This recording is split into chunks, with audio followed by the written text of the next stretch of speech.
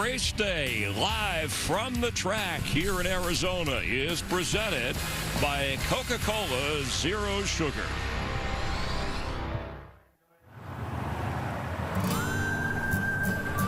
It's not all desert out here, but it once was. A silent expanse swallowed by industry and excess. Like dirt paths and sprouting grass, desolation discovered. In a way, NASCAR was made for the West. Every year they come, through the sand and stone and dry. Hauling horsepower, hands at the ready. Hang on. Lower high, either way. Clear Engines and expectations.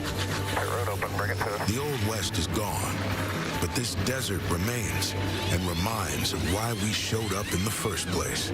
To win under any condition. 3, 2, 1, go. NASCAR is next on Fox. And here we are, the West Coast Swing wraps up in the Grand Canyon State. Great weather, great scheduling, great races, great crowd. 6 different winners in the last 6 Phoenix races. Will number 7 reward an old favorite or a next-gen driver? Ryan Blaney is on the pole. Denny Hamlin alongside. And Sonny in the 70s as they get ready to go.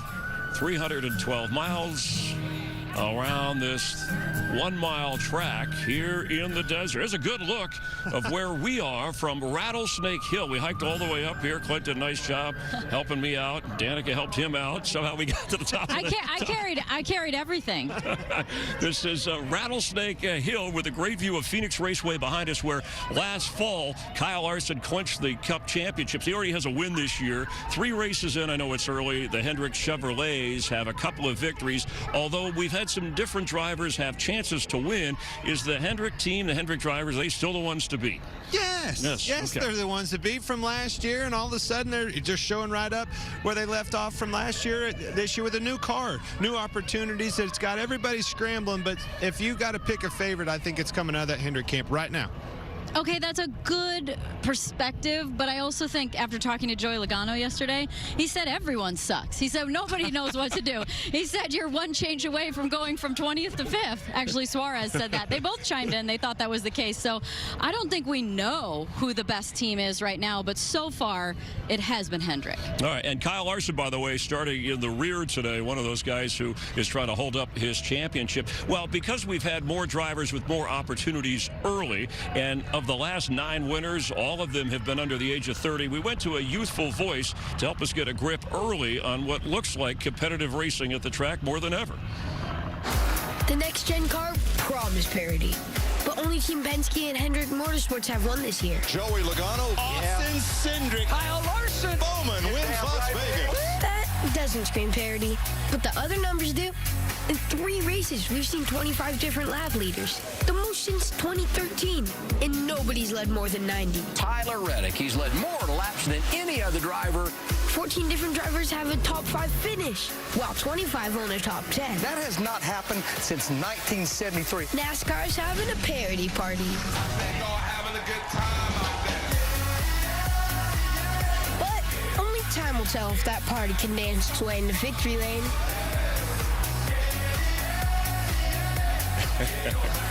Yeah, it's going to be a party here. How about the next-gen car? Does that have a lot to do with this? Has everything to do with it, in my opinion. Store-bought pieces on this thing. There's no more custom stuff. You're not going to show up to the track having something that the next guy doesn't have and just demolish the competition. Those days are behind us with this car, and that's why I think we're talking about this parity in the sport.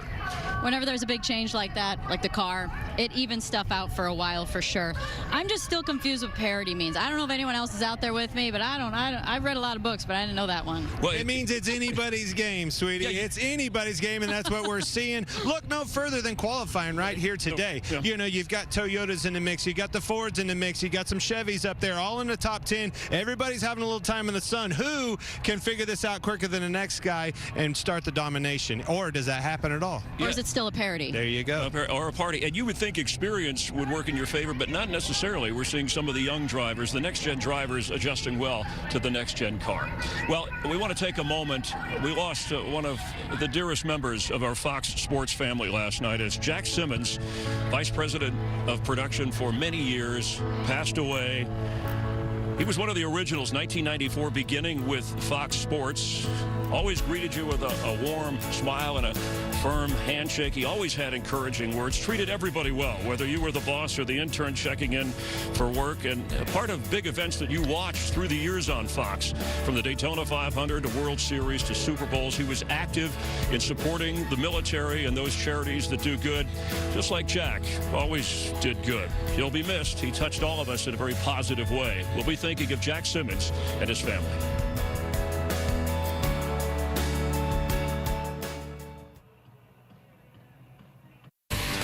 Fox Sports and Race Day, your pre-race show continues live from Phoenix Raceway. Getting ready to go in the 4th race of the season. Denny Hamlin has won here before, but now over the age of 40, having a rough start to 2022. Look at what happened in the Clash, the Duel, the Daytona 500, where he has been dominant in previous years, and then California, Vegas. However, he does start on the front row today. So checking on drivers, established drivers, let's do that, like Denny Hamlin, and maybe even Kevin Harvick, who haven't won in a while or have had some bumpy, rough rides lately. How concerned are you, and how big would a win be for them today? Well, I think if you're the Levin camp, you're definitely concerned. You can't tell me Denny Hamlin isn't worried about where he's at. Not at points, it doesn't matter. It's early in the season, especially if you're a capable driver like I believe Denny Hamlin and that Levin team are. But nonetheless, man, a lot of mistakes. We've got to clean these mistakes up on the racetrack, get the finish that we deserved, and I think they did a great job of getting that behind them this weekend. They're off to a good start, Chris. Starting on the front row, can they seal the deal, get those mistakes behind them, and get the finish that they're looking for? First off, I'm concerned you said over 40 like that's some kind of a problem. I'm on the brink. But I think Kevin Harvick needs a good day. Like, this is his track. He owns Phoenix. He's won here, what, 9 times, yes. I think.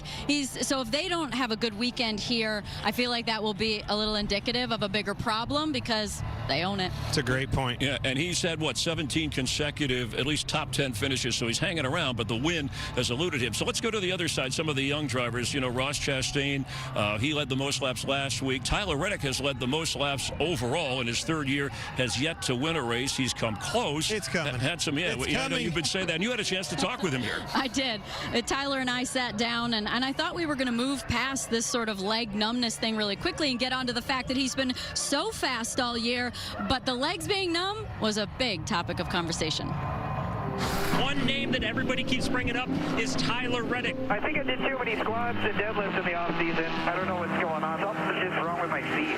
Freaking running out of sleep. I can't feel it. Tyler Reddick gets his first top 10 of the year. It's just a matter of time before he pulls that thing into victory lane. It's a very interesting storyline to have come through. Is it 1 leg or 2 legs? At Fontana it was 1, and then I thought we had an idea what it was and fixed it for Vegas. Then it became 2, so that wasn't good. The way that nerves work and everything, I don't think my arms are going to go to sleep, so that's good. I'll be able to hold on to the steering wheel, but with this new car, a lot's different. The pedals are different. Pretty much everything you're working with besides, you know, the MPI steering wheel is changed. What did you feel, and when did you notice it the most? Once it comes on, it's kind of slow. It's like, that's weird. My toes feel a little weird. And then next thing you know, you go to like press the brake, and you just, all feel's gone. It's very, very odd. It was a struggle. Made my pit crew's job a lot harder for them last Sunday, unfortunately. But yeah, we made it a really big point this week to get on top of what is going on, what's causing it, and come up with a game plan to fix it. So outside of your legs going numb, number 2, next thing that needs to come in line is? I think just pit road in general is going to be really important here. I think that's the name of the game for pit crew, myself, everybody, is just operate as close to 100% as we can without overstepping it. That actually sounds like a wise driver, not a driver starting his 3rd season in Cup. It's been a real unique challenge trying to push that start of the year and still run like we have. So I'm really excited to get to feeling 100% and hopefully getting some wins. And getting back to those workouts, now that I know that you're addicted to working out like 2 or 3 times a day, I maybe take part of Friday and Saturday off. Like, we could leave the racetrack Sunday, I go to the gym Monday because I'm pissed off and I want to get back to work. I'm excited for you in the season. Well, good luck this weekend. Thank you. he looked like he was enjoying that. So, what about his driving style, his skill? Well, I think, first of all, if his legs are numb as good as he's running, leading laps out in California, man, if I'm his crew chief, just keep up the good work. We'll worry about that later. That's small stuff. But Tyler Reddick is a guy that's 100% all the time in that race car. Sometimes that car's not 100%. The tires are getting wore out. Having to find a way to get this thing to the end. Leading them laps, we know he's capable. Anytime a track's on the outside, nobody can get closer to that wall than Tyler Reddick. But getting that thing to the end of the race and sealing the deal, that's what we got to work on. I just was super impressed the fact that he thought that the legs being numb was still the biggest thing that needed to be fixed to get to victory lane. Coming up, we're going to talk to last week's winner. A lot of horsepower for the winner, who may not be popular with some drivers, but he is popular with man's best friend. Okay, we'll check in with him as we count it out to the start of the race, live from Rattlesnake Hill here in Arizona.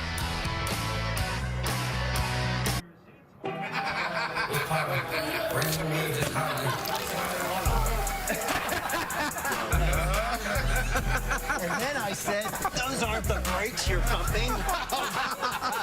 Bob, you're funny. You're so funny. What do you mean I'm funny? Like a clown funny? Your joke was funny. Am I just here to amuse you, Michael? I liked your joke. It was funny. Just kidding, buddy. You got me, Bob. Let's have a big toast for a great start to the NASCAR on Fox. Man, you had me, Bob. Top there, Bob. Top Hey, guys, look, man. VIP only. VIP. Look, his list is right there. I'm on the list. Yes, Clint Boyer, right there. You see it right there. Yeah. It's good. Well, that's somebody. Bob! Hey, it's me, Boyer. Sorry, man. Where did you get these guys? We're full. You drank me under the table last time. You made me pay for everything. Get out. Come on, Bob. Part of it all. Hey, really, Bob? Hey.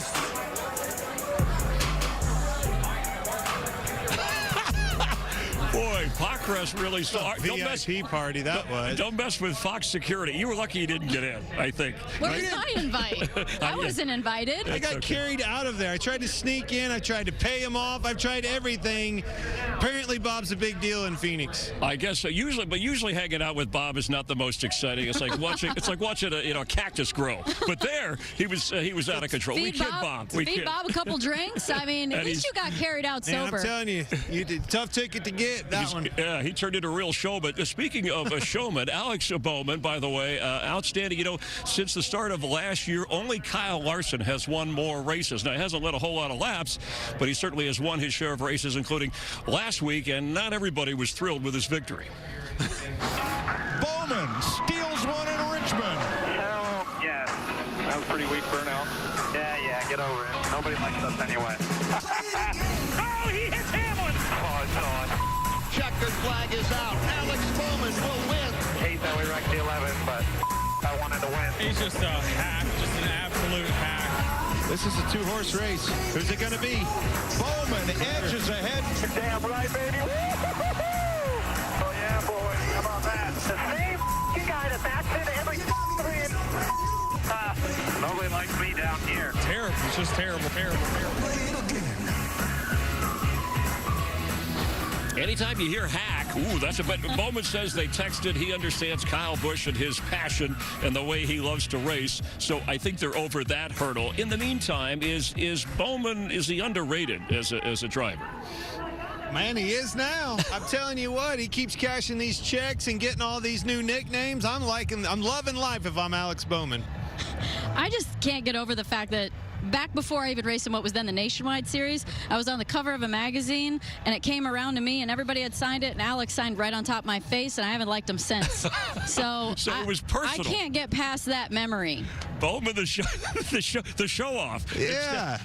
He's from Tucson, Arizona, by the way. It's about 125 miles from here. Make no mistake about it, though. He is making nicknames at a rapid pace, and he's doing that in victory lane. He's getting the last laugh. These guys are making these nicknames, making these comments, the hack, backed into another win. It's because they're jealous, because they're not him. Yeah. And that's the truth. Yeah. You can't take away all those wins. I mean, next to Kyle Larson, that's pretty impressive, though, I have to say. Well, Jamie Little talked to him about, even if not everybody everybody's his friend. He's a good friend of man's best friend and has done good work for them. I was bored at the shop one day in 2013, decided to go to a local animal shelter, and somehow went home with Roscoe. I think right then and there, like, quickly fell in love with dogs and kind of the rescue animal needs, and it's been really cool to be able to turn that experience 9 years ago now into raising a lot of animals that are in similar situations to what Roscoe was in. Which is the reason why we're sitting here at the barn house leading into your home track of Phoenix. Such a perfect place to come right after getting a win. Bowman edges ahead. Yeah, right, baby. Yeah, boys. How about that? What's it like just coming back to this place and kind of those thoughts that you have? Yeah, it's really cool. I love coming to Phoenix. We have had success and contended for wins here, just not recently. So one of my favorite racetracks, even though we've really struggled here for a while. Had a lot of really painful days at Phoenix that I'm trying to avoid this week. It feels like forever ago, but we're still here trying to make up for it. I think all of that has made you and your team tighter. I feel like you guys have a unique bond. Alex Bowman comes to the stripe to win the auto. What I really love about what you guys are doing is you're giving back to the communities that we race in. You're going to a local shelter. You guys are giving away a lot of money. Yeah, absolutely. It's $4,800 a week to a local shelter. When we win, it goes to $10,000. So last year that was 4 times, and we've already done it once this year.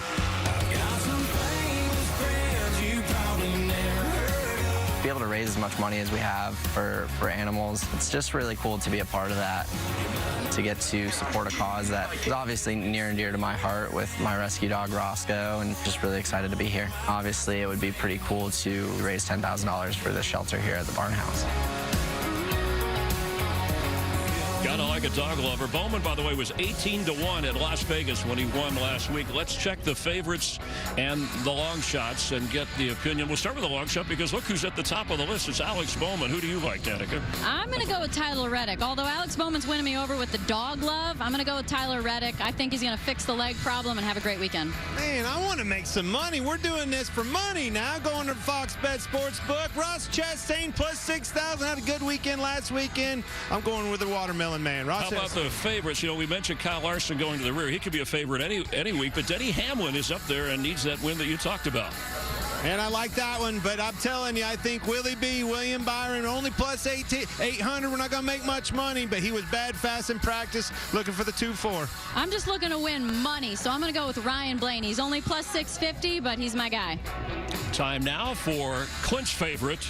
Put it out. These are the unusual things you see sometimes on the track, sometimes off. Danica, we'll let you go first. Oh, good. Right. What do you got for us? Well, let's see. It's going to start off not so good. What happened? Wait a minute, what dude, happened? that's you. What happened? Oh, I think this is a perfect opportunity for a better version with, like, bad lip reading. However, I was saying something along the lines of, put it out. Didn't look like it. All right, Yeah, I don't believe her, Chris. All right, how about this one, man? I'm telling you, this is the first literal put it out ever. Noah Gragson last night actually winning an Xfinity race, dominant fashion, huge smoky burnout, so much that he literally caught the tires on fire. I'm talking, get the fire extinguisher, put it out. All right, I'm going to go back to Indianapolis, the Brickyard 400. You were both driving, and somehow you don't really see Danica's car in this, but Clint's on the radio blaming Danica for a wreck. I'm going to say put it out. This is terrible.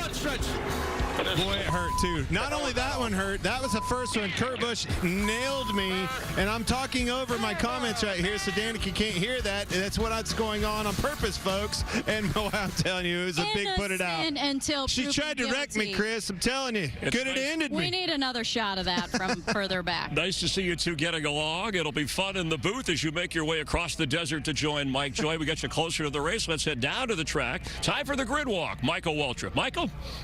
Hey, Chris, thank you. I'm here with Blanco Brown, Daniel Suarez. Blanco's driving the pace car today, and I got some advice. Listen to this. To the left, to the left, to the left. To the right, to the right. Make sure you keep both hands secured on your ride. I got some news for you. There's a wall to the right. Don't do the to the right thing. Not to the right too far. There you go. Daniel, what a great season it's been so far. You having fun? It's been a lot of fun, amigo. I'm looking forward to to hopefully only turn to the left, because if I turn to the right, I'm going to be in trouble. But no, looking forward to have some fun. The 99 Chevy Camaro has been fast, and looking forward to drive up front. How bad looking, how awesome looking is that car? Man, that car's amazing. They got all the hues on it. Every hue you can imagine. Speaking of a bright hue, hi family, how are y'all? It's good to see everyone.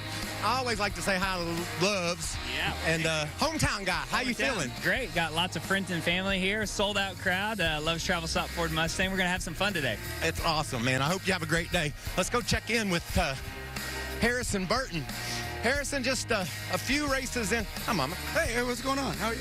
I'm great. Just a few races into your rookie season.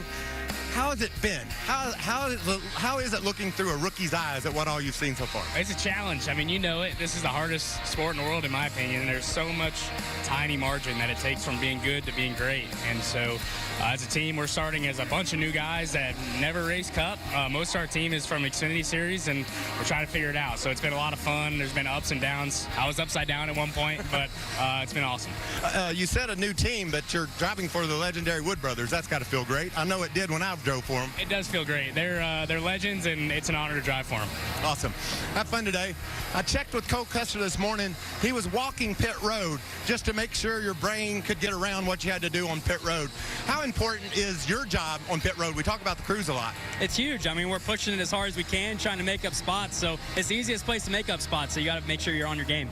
I love that. More NASCAR is going to be coming up in about 10, 9, 8, 7 seconds. Chris Buescher is ready to roll. Let's go NASCAR here in the desert. What do you say, Chris? You got 2 seconds. We're ready to go. It's going to be exciting. That was perfect. Did I nail that? 2 seconds?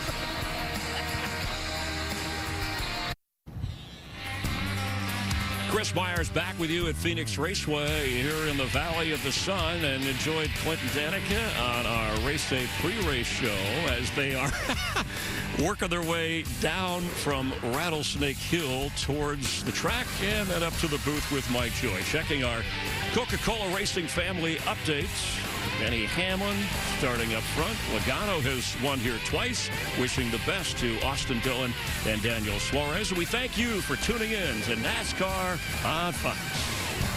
Ladies and gentlemen, at this time, we ask that you please rise and remove your hats as the Luke Air Force Base Honor Guard presents our nation's colors.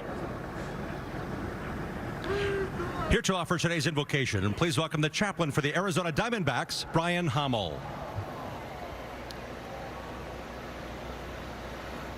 Father in heaven, thank you for another beautiful day. Better is one day with you than 1,000 elsewhere.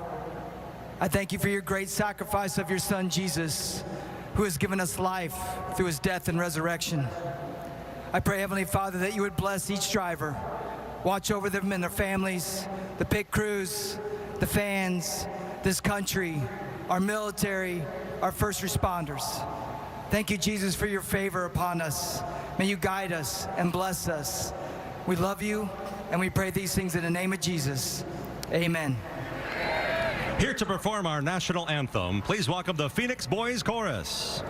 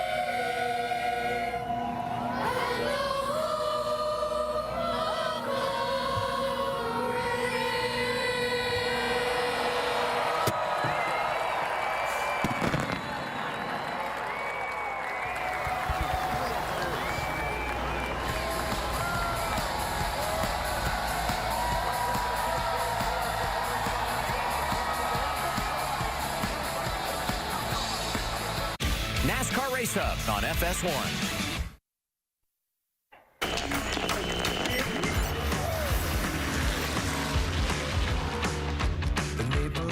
Watch those who score, and they're knocking at your door. Let them knock some more.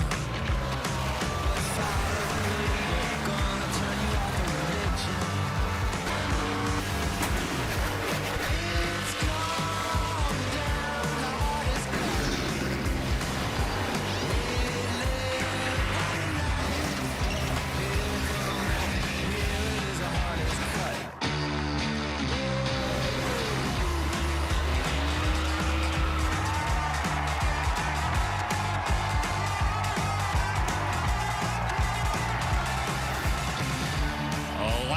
Here in Arizona, aerial coverage provided by Goodyear. With you for every mile on the road to greatness. Goodyear, more driven. If you want a free chance at Clint Boyer's money, scan the QR code, download the Fox Bet Super 6 app, and then you got to answer 6 questions about stage 2 of today's race here. And you'll have a chance to win $10,000. Check it out. Good luck. Watch the race and enjoy. It's been a good start to the season compared to where we were last year. Just thought we would take a look at some numbers here. We've had 90 lead changes, and the leader of the most laps has not won this year. In fact, none of the 3 winners this season led over 30 laps, and so you have some spin-outs that are up, but the excitement level up. Is it, as Clint Boyer and Danica Patrick talked about, not just the next-gen car, it's the way that the drivers are adapting to the car. So in the 4th race of the season, this is the first 1-mile track here in Phoenix. Let's check in with Michael Waltrip once again. And Michael, we saw the odds posted on favorites and long shots. Give me your pick for today and who we might maybe catch as a surprise winner here. Well, Denny Hamlin's off to a terrible start this year. We've talked about that, how he doesn't have any points and nothing has gone right. You put Denny Hamlin's back against the wall, he's going to come out swinging. We've seen him get pit road speeding penalty after penalty and come back and win the race. So I'm going to pick Denny Hamlin to win the day, and keep your eye on the 8 car of Tyler Reddick as well. Tyler is so good when the conditions are tough, Chris, and this is the hottest day of the year. The sun's been baking down on this track. We talk about how loose these cars are and how difficult they are to drive.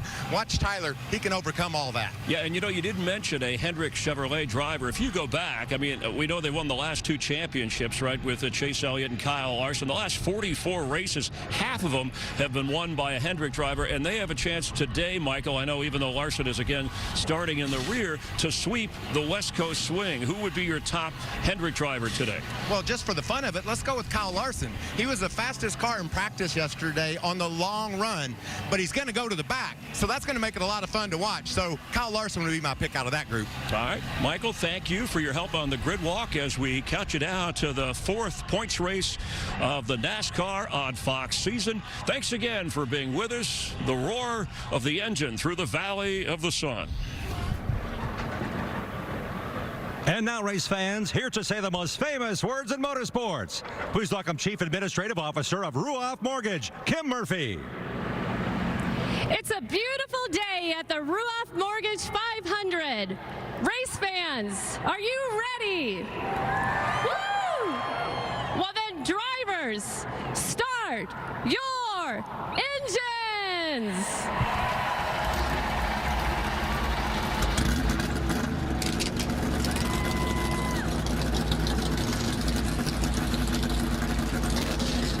Ryan Blaney on the pole. Last week's winner in row 2.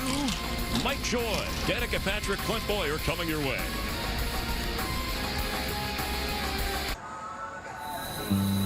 I think we are going to see something amazing today. Hi, buddy. Have a little fun, man.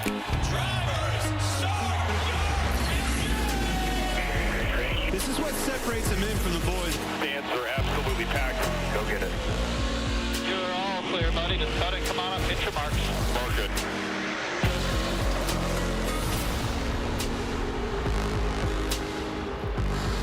Fox Sports welcomes you to the Arizona desert, just south of Phoenix. Phoenix Raceway, site of today's Rouff Mortgage 500 for the NASCAR Cup Series.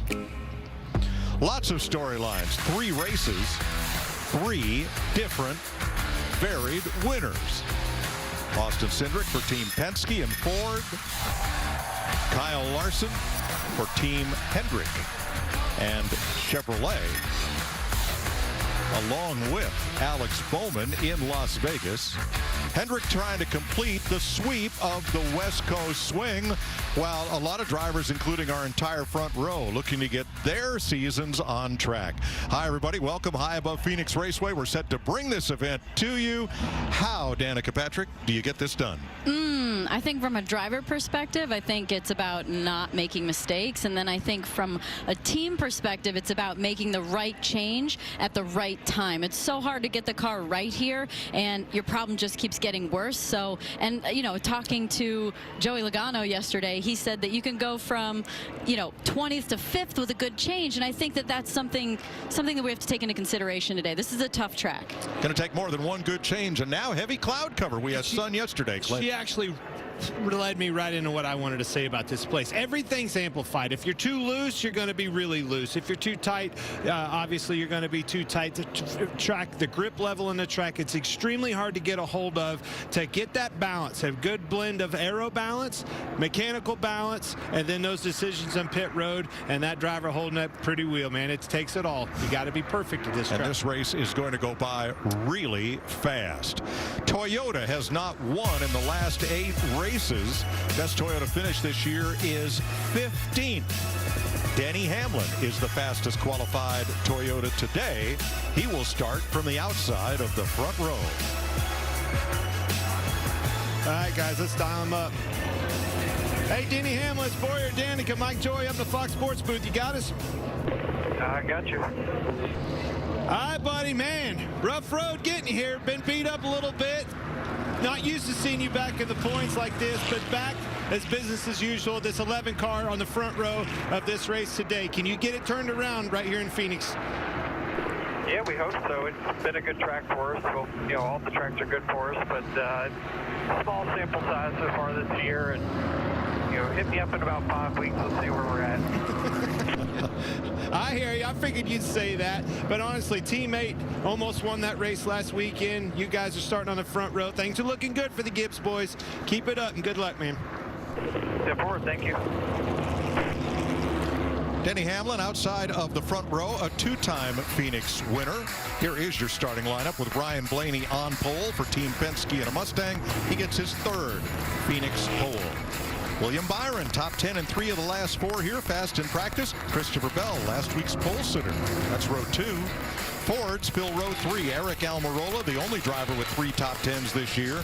And Chase Briscoe, who's shown lots of speed this early season. Kyle Larson, top 10 in his last 6 here, including last November's win that gave him that championship. And Austin Cindric, the Daytona 500 winner, a rookie. Alex Bowman, the home track for Bowman, who won last week, but he's kind of struggled here. See how he does. And Joey Logano will start 10th, 2-time Phoenix winner in a Ford. Kyle Busch, Tyler Reddick in row 6, as you'll see them crawl across the bottom of our screen. Well, let's get late-breaking stories, beginning with our crew chief, Larry McReynolds.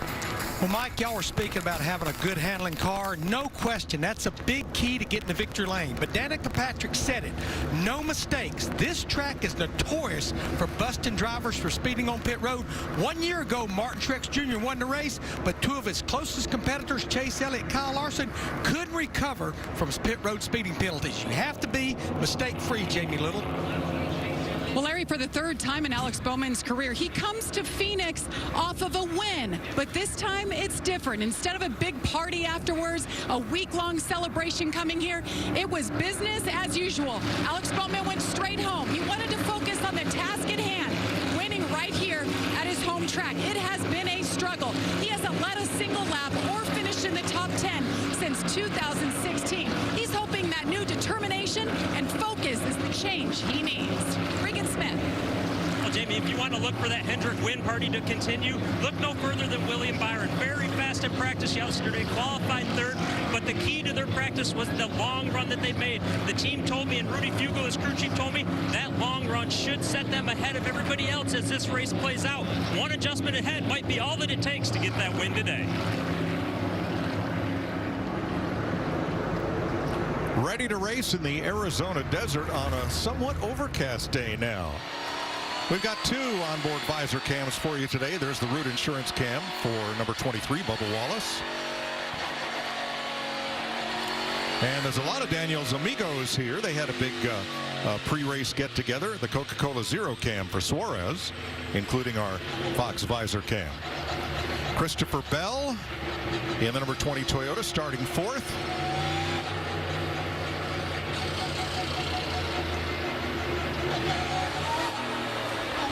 Kurt Busch, the Monster Energy cam, including that below the front bumper view.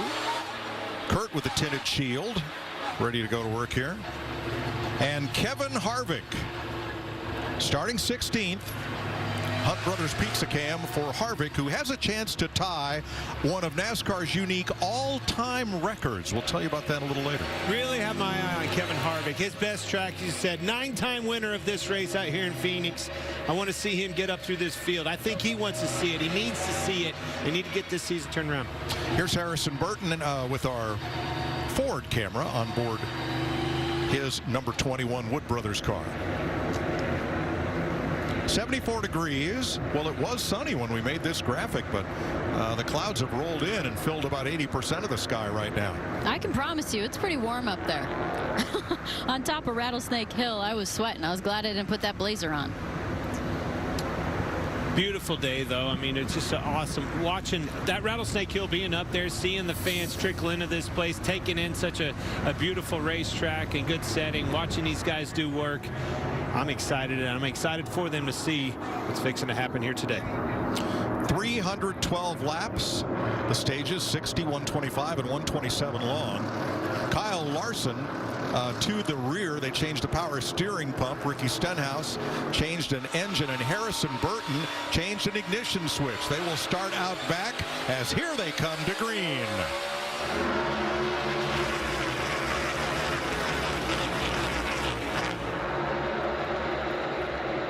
Kyle Busch is showing the way down on the bottom. I guess it didn't bottom out. Well, he's still on the bottom. Kyle, the racetrack's up here. Holy cow, he is down on the bottom, way down on the apron. And honestly, I was looking forward to seeing if somebody could do that. The diffuser talk and everything, put that out the window. He went down there right off the bat.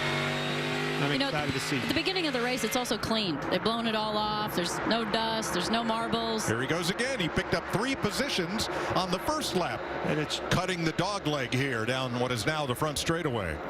Again, I want to go back to that. You know, coming into this race, there was so much concern. Can they do that? With these cars being as low as they are, that diffuser that's so important, you hear these crew members talking about. Man, didn't seem to bother him. Chase Elliott in the 9 went with him as well.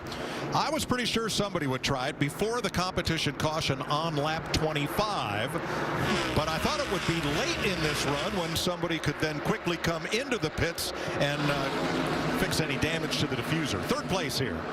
Now, this is a good battle. I'd like to see it. 24 William Byron was really fast in practice. My eyes are on him for a favorite today. Christopher Bell not giving an inch. They're still running below the resin that was put down before this weekend to aid traction in the upper grooves.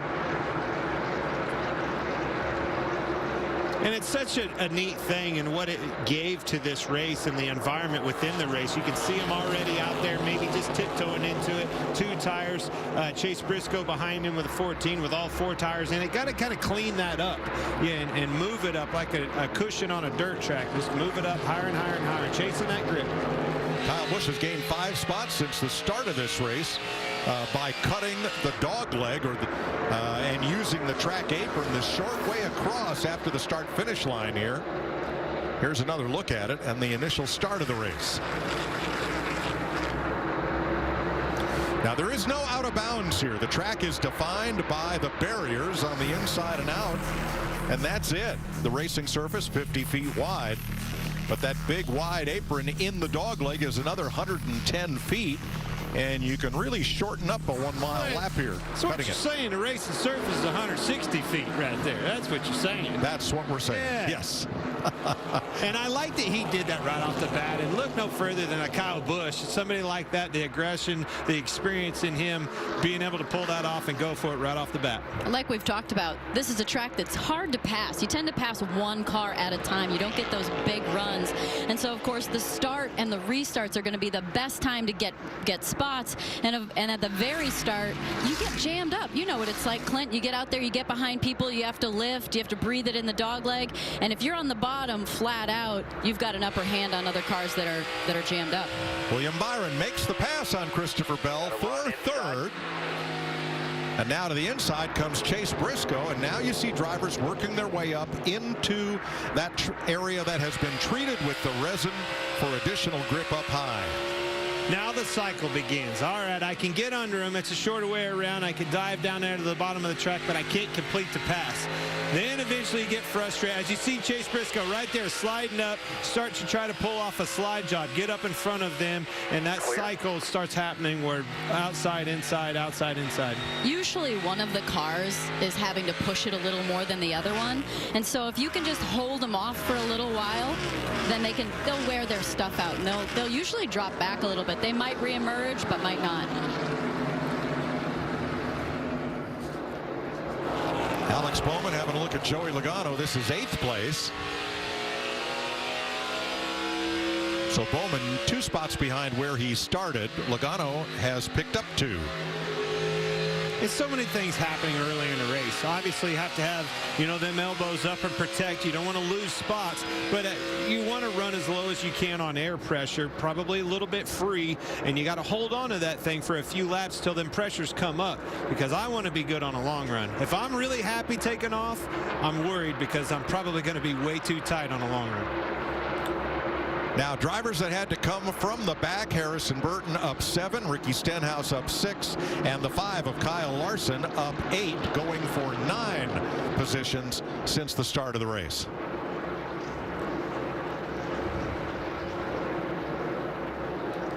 Larson slots in ahead of A.J. Allmendinger, up to 26th. Ryan Blaney has led all 10 green flag laps so far in Phoenix.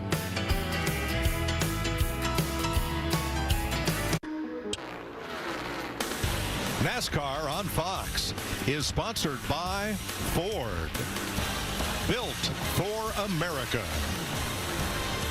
and by Credit One Bank, the official credit card of NASCAR. Ryan Blaney has led all 15 laps in his Ford Mustang. Here today is Ford Track Facts. A first and huge win for Alan Kulwicki in the inaugural Cup race here at Phoenix in 1988, the day the Polish victory lap was invented by Alan. Joey Logano won here in the spring of 2020, the most recent Ford victory. I think today could be their day. Blaney obviously dominating this race, but moreover, 5 of the top 10 actually were all Fords from yesterday's qualifying session to have some speed out here. Always been a good track for Ford. Mike, is the Polish victory lap a backwards lap? Yeah, Alan wanted to do something that the fans would remember him for, so it was well planned in advance. Only people who didn't know were NASCAR, and it was a lap around the track the wrong way, so the driver's side was facing the grandstand and he could wave to and salute the fans and thank them. That tradition stayed strong. You bet. Jamie? Well, Christopher Bell, as we're riding on board here, has slipped back a few positions. They unloaded off the truck, and he told me practice was not ideal, definitely not where they wanted to be, so he was surprised when he went out and qualified 4th. Right now, though, reporting that he's a little bit free. He's looking forward to this lap 25 pit stop. Yeah, he's just dropped to 8th place, Jamie, from 4th. 2nd place, William Byron, thought he might use B.J. McLeod as a pick. That did not happen. Denny Hamlin holds on to the spot. Little bit of contact between teammates at 10th place. Harvick, Almirola. Oh. Okay. Kevin Harvick is up 6 positions. Almirola has dropped 5 from the start. as they sandwich the two of Austin Cindric. Honestly, I couldn't tell if he got loose underneath of him or not. That was on the straightaway, I'm pretty sure. Yeah, maybe frustration. I don't know. That's a product of that, this resin being on the top of the racetrack. You could see they split Austin Cindric, blew both sides of his doors. But you always have to go back, right, Clint? That's the story, is you usually have to go back further than what the actual contact incident is, because there can be more information. Alex Bowman now looking back at Christopher Bell. Bowman up to 8th here.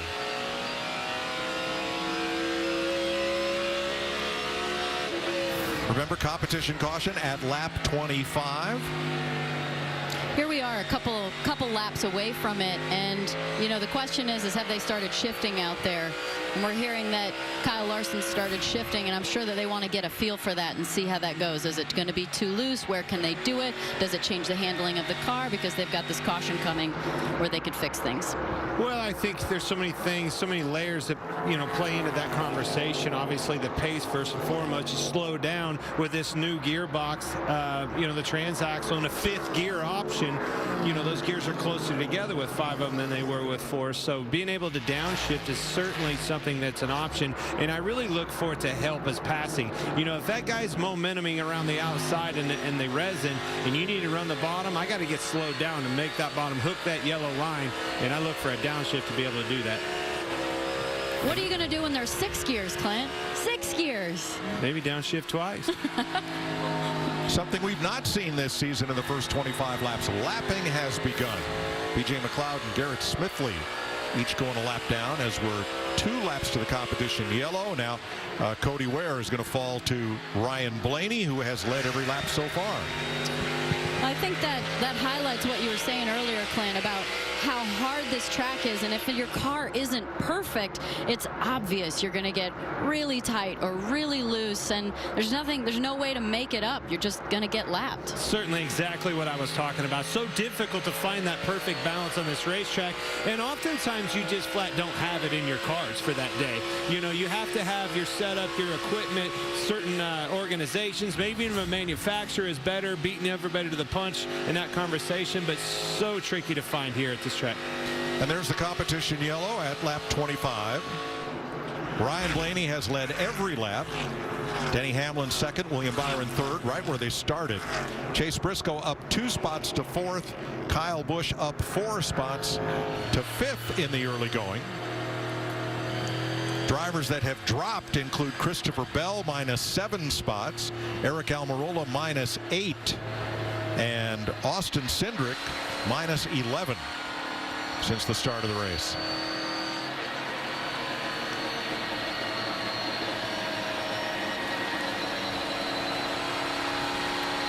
So, Larry, 25 laps in, what does this do to your strategy for stage 1, which is only 60 laps?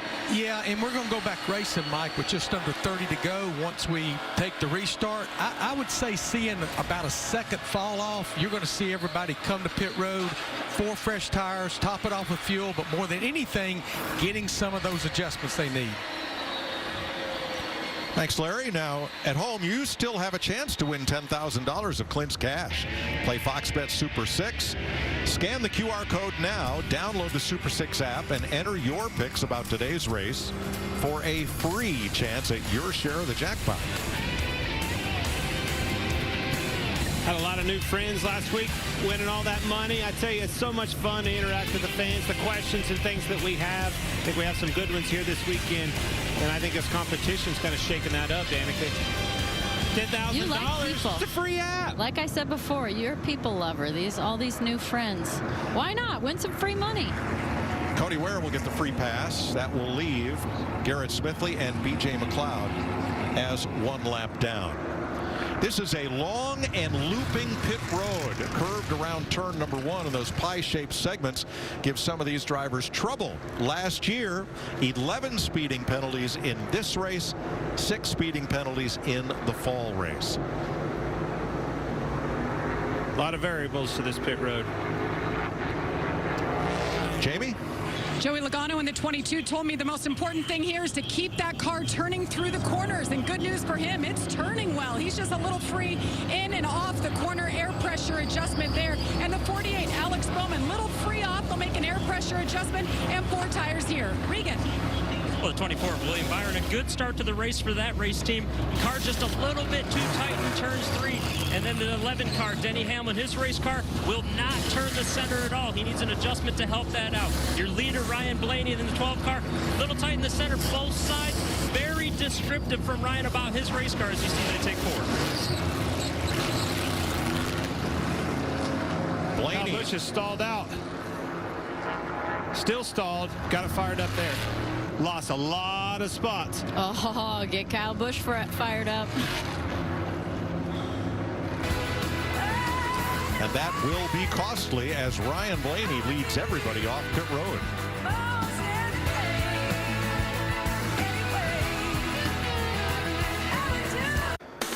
NASCAR on Fox is sponsored by Coca-Cola Zero Sugar. Is it the best Coke ever? And by Toyota. Let's go places. Well, we came to the caution flag with Blaney leading Denny Hamlin. Now they're on pit road, and in segment 2, the second segment and one of the shortest segments on pit road, both the 12 and the 11 were caught speeding. So was Michael McDowell and Ricky Stenhouse. Let's hear from Blaney and Hamlin.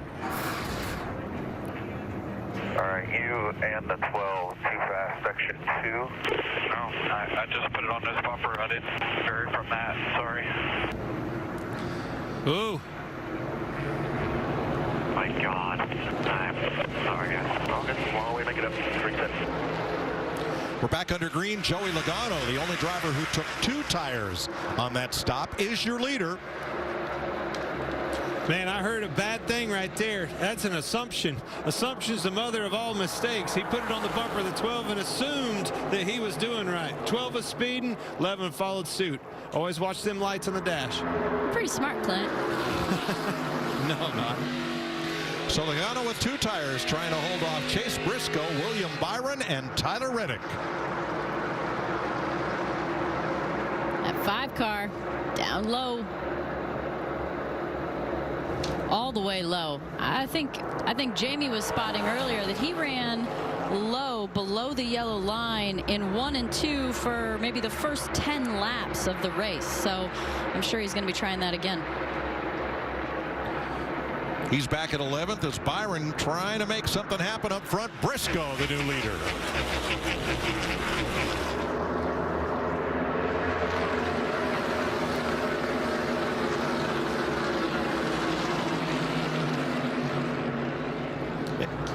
Fourth place, Chase Elliott outside of Tyler Reddick. And they get single file.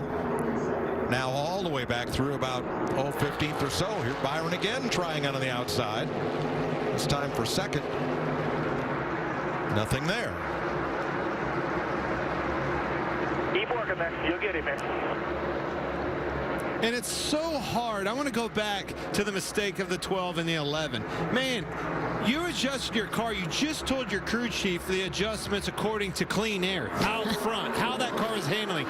Now, I need a different set of adjustments. I'm mired back here in traffic. I'm probably tight. Probably shouldn't have told you maybe to tighten this car up. Now it's worse back here.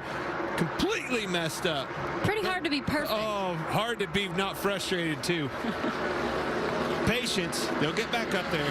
Takes a lot of patience. Sometimes I think that frustration can do something special, though. I feel like we see that with drivers where, you know, they get knocked down at some point in time.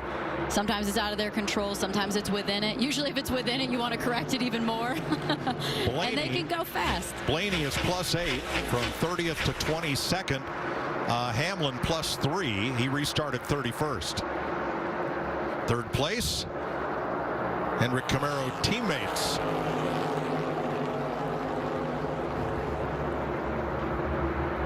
Let's check with Regan on our leader.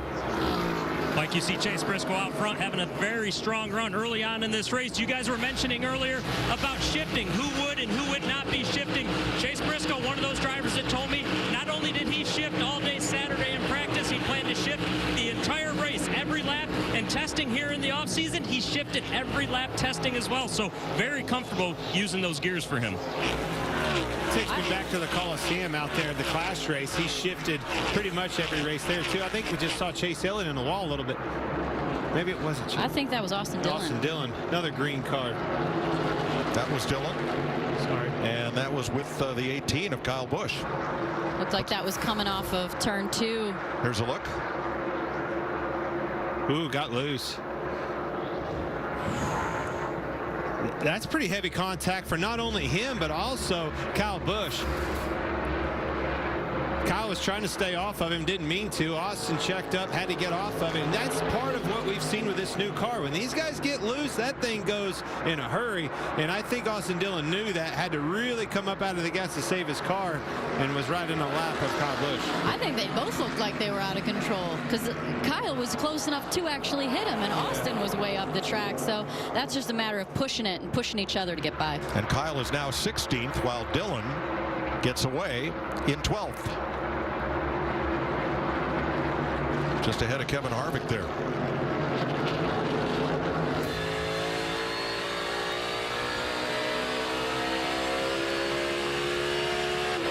There's one guy that knows how to get around Phoenix. It's Kevin Harvick.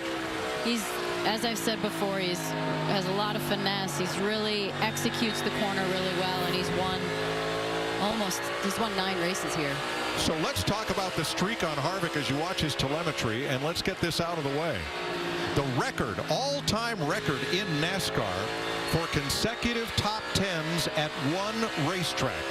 Harvick is one race away from tying two of the all-time greats, Richard Petty and Dale Earnhardt, who each had 18 straight top 10s at one racetrack. Harvick has 17 here. He was asked yesterday, what will that mean to you to tie that record? He said, not a thing. I'm not counting. It doesn't matter. Well, he's looking for wins. But after his career is over and he opens the book and sees that stat, it's going to mean something. Today, maybe not so much. Sometimes it takes a couple decades to get perspective. Chase Briscoe leading over Joey Logano. We'll go side by side. PTI, I need the PDF, COB, AKA EOD. What's the ETA? ASAP, FYI. LMK.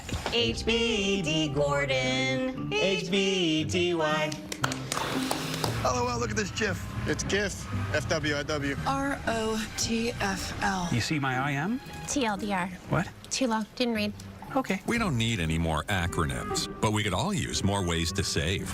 BMX, YOLO! Switch to Geico for more ways to save. SMH. When you step into a new day, determined, committed, willing to take on whatever's asked of you, that new day is yours to own, yours to shape, and yours to be proud of. Ram, J.D. Power's #1 brand in new vehicle quality.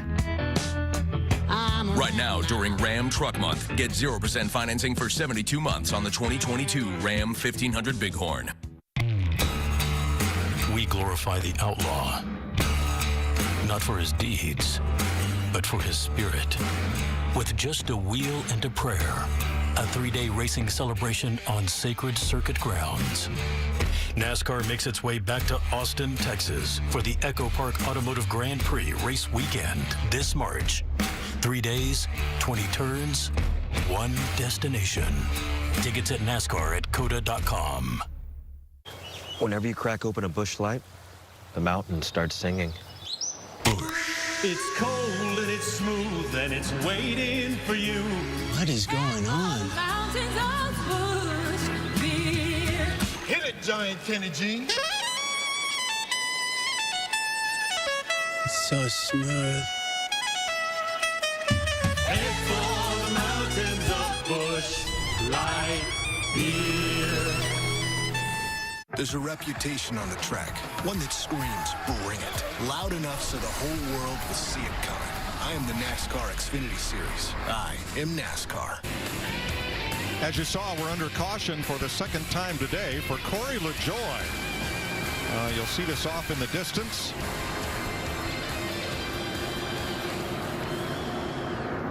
Right side of your screen, hard impact with the wall on corner exit. That fractures the wheel. The tire takes off. And I believe that was Cody Ware that center punched what was left of that wheel. Here's a different look.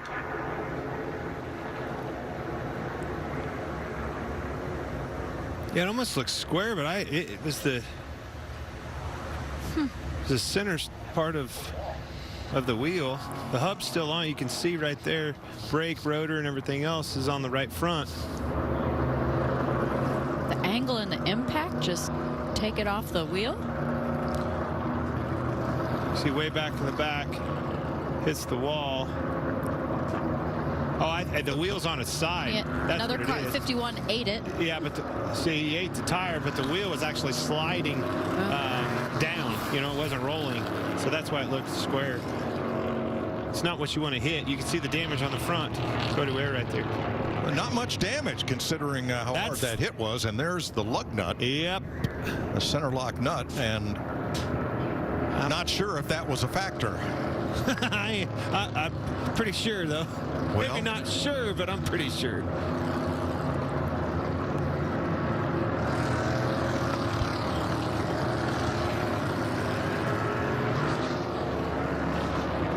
Garrett Smithley will get the free pass as LaJoy has taken his car to the garage. A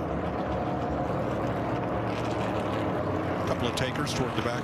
So Clayton, you're saying because that single center lock wheel nut was sitting by itself, it was not damaged in the crash, it just fell off. It tells me that it came off, and you know what follows it? You know what that holds on? The wheel. So if that's laying on the ground, the wheel's following it. Regan? Well, Mike, you saw on the screen there the 12 car of Ryan Blaney coming down pit road, had that speeding penalty early. This offered them the opportunity to do something different right here, try and get that track position back. As fast as that race car is, they said, let's go ahead and pit now. He had climbed to 16th in that roughly 20 lap, less than 20 lap run since the competition caution. Kyle Busch came in with him. Now there's Cody Ware. They've inspected damage on the front of his car, sent him back out.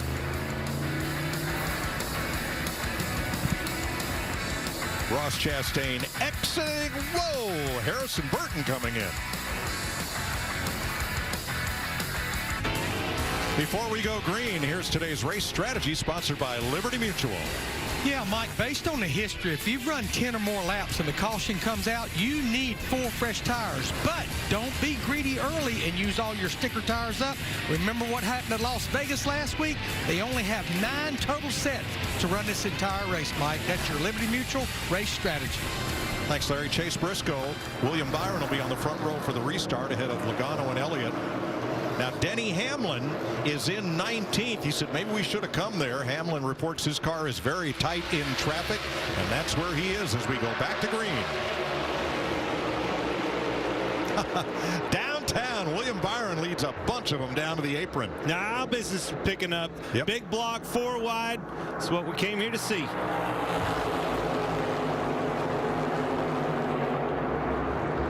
And look at Blaney back there. Be careful, 4 wide. Here comes Chastain, 5 wide on the bottom. Look out! That was really close between Chastain and Blaney.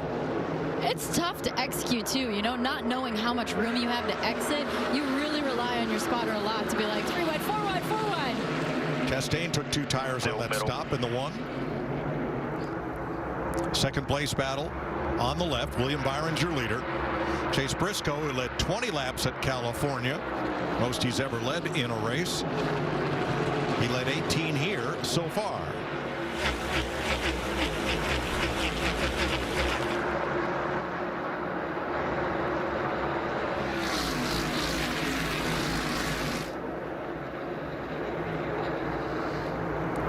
Getting way up there in 1 and 2. And what I noticed with William Byron, the leader, is that he looked like he was taking that fast qualifying line in 1 and 2. He gets down to the bottom, lets it drift up, have its head, get on the throttle, have lots of room for exit, pull away. 7th, Christopher Bell looking back, and here comes Larson, who does not go to the apron this time, side by side with Joey Logano. Larson's the red and white car.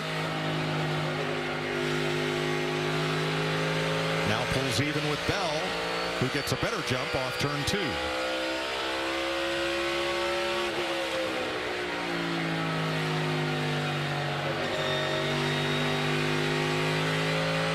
Now just in front of this group, the hometown hero, Tucson's Alex Bowman. Jamie?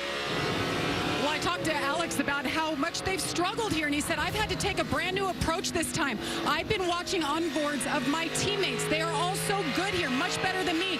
I'm adapting to their driving style. It's the anti-me, and it was a struggle for him yesterday, but it's paying off right now. So Danica and Clint, have you guys ever tried to adjust or adapt to a teammate's style, and how uncomfortable is that? You can never be your teammate is the problem. A lot of times, especially in IndyCar, you'd even have drivers swapping cars. Like, you know, Tony Kanon's jumping in my car at Indianapolis to go, okay, let me show you how fast it can go. But the thing is that you can never be that other driver. So you can use them for inspiration and to re-baseline, but you still have to make the car your own. Yeah, but along those lines, I think fast cars go fast. And with these organizations, and they're willing to work together, especially when you look at a camp like Hendrick Motorsports where all of them have won races, that tells me your setups are probably pretty close to the same. So if you're going to keep it down that road, you better learn how to drive like them. Chase Briscoe in second. Chase Elliott third. They've got a good gap back to Tyler Reddick, and it's one more at the line to the end of stage 1. Blaney again is a rocket ship. He restarted 24th. He's up to 13th. Not going to get any stage points, but it's going to be well positioned for stage 2 here. Well, if you're going to gauge and judge those two cars that had to go to the back, Blaney being able to charge up through there like you said, and Hamlin, I've been watching him. He can't go anywhere. Stuck back there 3 wide in a dogfight. All 4 Hendrick cars in the top 7 as we get the green and white checkered flag to end stage 1. William Byron gets his 9th career stage win, his first of the season, and his first at Phoenix. Willie B from Charlotte, North Carolina is your stage 1 winner. The USFL is coming starting April 16th with a historic inaugural game. The New Jersey Generals take on the Birmingham Stallions in prime time on both Fox and NBC. That is Glendale, Arizona, home to Michael McDowell, and that stadium is where the next Super Bowl will be played and be seen right here on Fox. You bet your bottom dollar I'll be here watching my Chiefs play. I'm ready for it. Oh, I thought maybe you'd be there calling the game. I just called what I'm going to see. Jamie. Christopher Bell making his way down pit road, has 2 new over-the-wall members. This will be their 2nd pit stop together. First one was great. Timing was on point. A 4-tire stop here. They're going to tighten him up a bit. Just a little too free in the 48 of Alex Bowman. He was good with those last adjustments. Air pressure really helped the drive on that 48. Regan. The 14 to Chase Briscoe just needs the back of that race car on the track a little bit too much or more. That means it's too loose. He can't get the grip he wants. The 9 car of Chase Elliott, he's having to be very cautious with the right front of that. He can drive through the right front and not turn the car. And the 24 of William Byron just a little bit tight initially. Better with a cycle of the tires, though. There's the Ram race off pit road. Chase Elliott +2.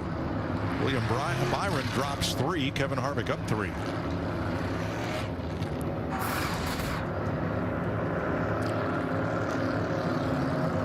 Christopher Bell's stop here. Oh, the jack is down, but the wheel wasn't on. Not tight. Better to catch that then. Style up to 24, stage 1 winner. Hey, Willie B, it's Boyer up in the booth. You got me, buddy? Yeah, man, I got you. Stage 1 winner. How about you, man? You were my pick, the fastest car. I thought you were in Saturday's practice. I liked your long run speed. Tell me what you have for a race car. Yeah, I think so far so good. It's kind of working on short run, long run balance. And kind of feel like the short run, we're working on that, trying to improve that a little bit. But a stage win was a good sign, so go after more hopefully here soon. I hear you, buddy. Good luck, man. Thanks, Glenn. William Byron has led 13 laps so far and is our Stage 1 winner for Hendrick Motorsports.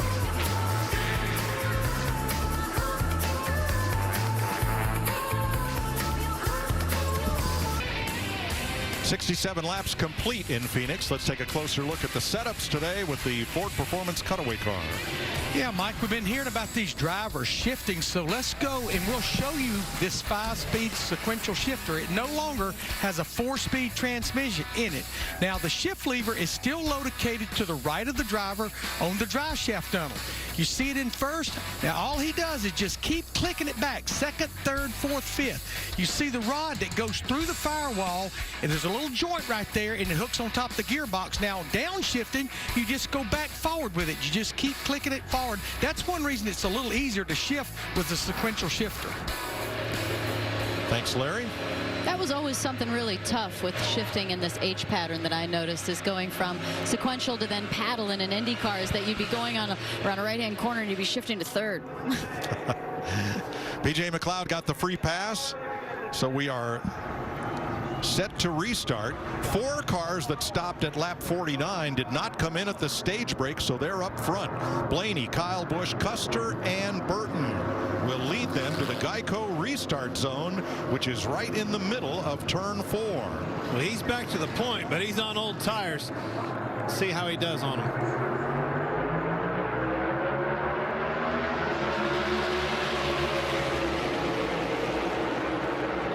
Everybody's a taker for the under the line. Briscoe and Byron and Larson lowest on the track.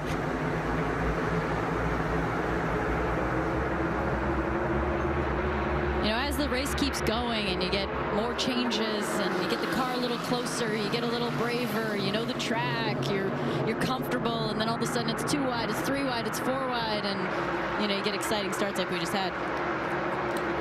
Tyler Reddick to the bottom as Blaney holds on.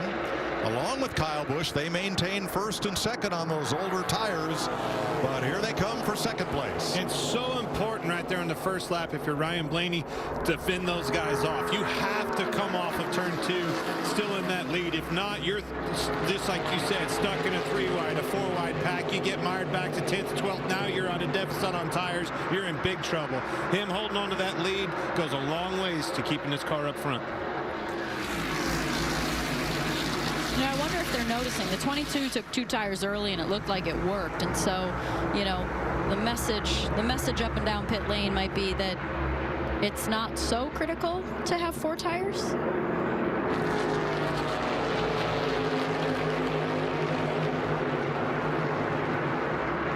I guess that would depend if you're expecting a short run or a long run here to start stage 2. Good point. But I think if you're Blaney, right, you didn't really have those cards to play. You play the cards that you're dealt, and they didn't deal themselves very good by speeding on pit road. They're digging out of that hole, putting themselves in position, getting that clean air track position back. You know those guys are going to be coming on new tires, but nonetheless, let's make the most of this clean air and get out front, get gone as far as possible. Long run, if it happens, we might be in trouble, but I still like the play. Austin Cindric inside of Martin Truex, 13th here.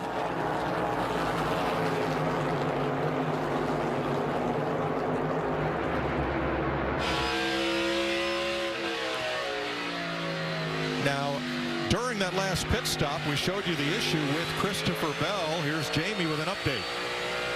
Well, Mike, I mentioned that they made a couple of changes since last weekend. And the front changer, Dwayne Ogles, and the jackman, David Odell, they had a hiccup on that stop on the right side. Dwayne had forgotten to reverse the gun. It's different this year.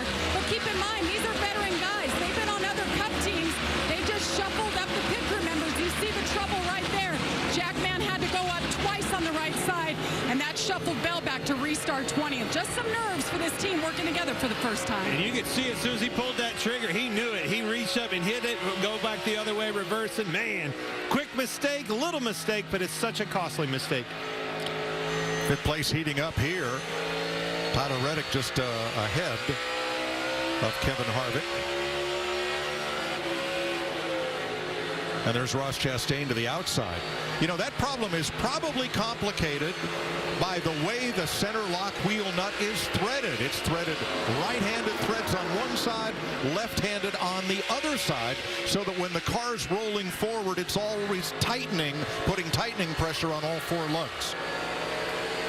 You know, I got to say, I'm watching Kevin Harvick here. I was watching his lap times, and he was looking pretty good lap times deeper in the field. And now I'm watching him. He's on Reddick and Byron, and now battling it out definitely slows you down, but he's right on him. Obviously, air is no big deal, and I think his car is handling good. I don't know. I think he's one to watch. I think he's going to make up a few spots. Jamie? And Danica, you're on it. I talked to Kevin just before he got in the car today, and he said this has been the most straightforward race for them. Just normal. The car's good. He's been able to push it, trying to get in that comfort zone that he has around Phoenix. Now remember, on that first stop, he stalled it exiting the box. He just came on the radio. He said, sorry, guys, that was my mistake. I shouldn't have got us back in the mess. But now he's making up for it as he's about to enter the top 5. Just trying to go where they're not. That's the hardest part. Battle for second, right of your screen. Chase Elliott, Kyle Busch. And remember, Chase Elliott has 15-lap newer tires than that Toyota does. Whoa! Slipped up a little bit. I think Kyle Busch saw that one. He didn't obviously learn a little bit of lesson with the 3 car getting loose in front of him, kind of in his lap. That 9 did the same thing. Kyle checked for him a little bit. No harm, no foul. Fourth side by side. You saw it from Harvick's onboard as Chase Briscoe keeps moving forward. Now he and William Byron side by side again. Will Harvick shoot the middle? No, closes up on him. I got a feeling Kevin's going to get a little frustrated. He's one of those guys that could be fair to some extent, but if you're in the way too long, he'll move you. And that's exactly what happens here. I mean, basically, essentially, you got a 2-group racetrack right now, and you can see those 2 groups. Willie B down on the 24 on the bottom. His teammate Chase Briscoe on the 14 on the top. Where do you go? You go through the middle. It's kind of no man's land. The track's slick, dirty, not a lot of grip, but you've got to, again, you got to go where they're not. Now they're about to have company because here comes Kyle Larson underneath Tyler Reddick, trying to catch this group. There you see Kevin finally getting the low line. A different line for him in 1 and 2. I wonder if that will work out in the end.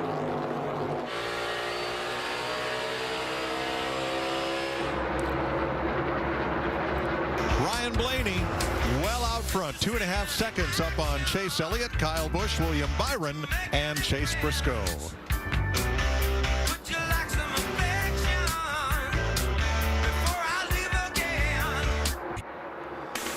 NASCAR on Fox is sponsored by Credit One Bank, the official credit card of NASCAR.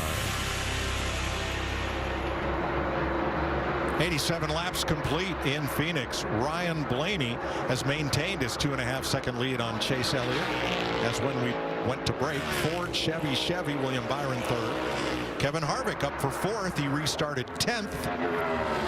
Tyler Reddick 5th. Kyle Busch has fallen to 6th on those old tires. The other 2 drivers that gambled and not stopping at the end of stage 1. Cole Custer back in 11th.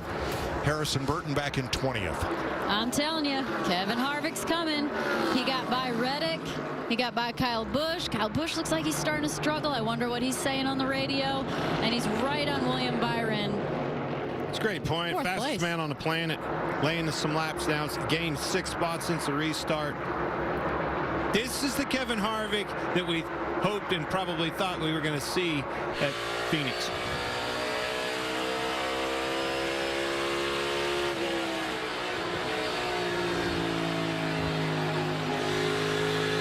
There's telemetry on Harvick. Boy, Clint, it sounds like they're out of the throttle for a long time here. Definitely out of the throttle, but you hear him shifting too. What I was really looking forward to seeing is his brake pressure right there. You see just a little bit of brake and then basically off of it. That tells me he's got his balance of his race car very neutral, rolling that middle of the corner good, get off that brake as fast as possible.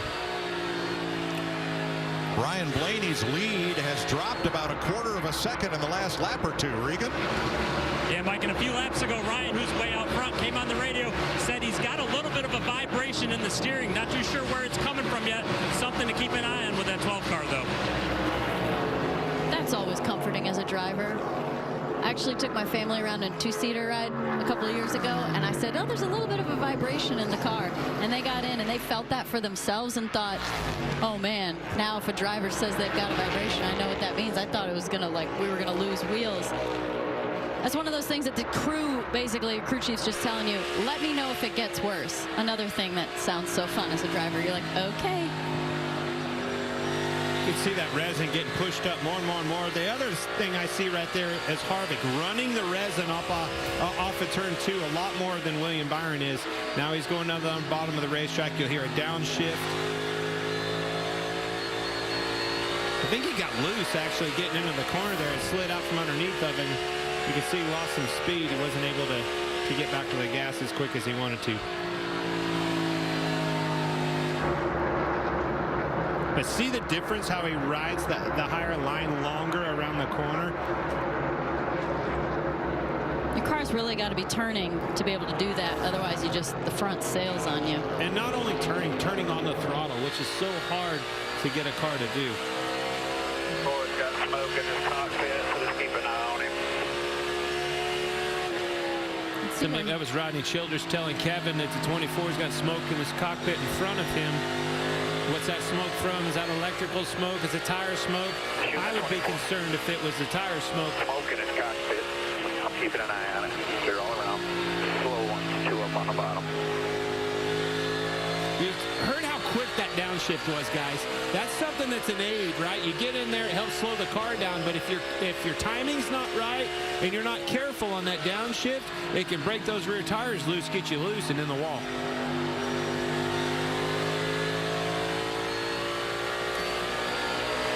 So one thing that you're seeing is, you'll see it right here. Watch him.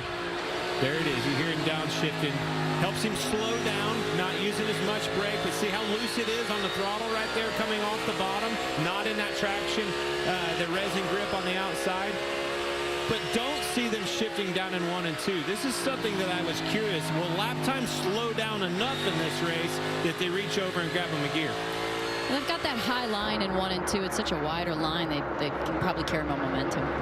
Watching Kyle Busch and Kyle Larson 6th and 7th. The lead is closing up. Ryan Blaney's lead over Chase Elliott is now down to 1.3 seconds, and that's half what it was 10 laps ago.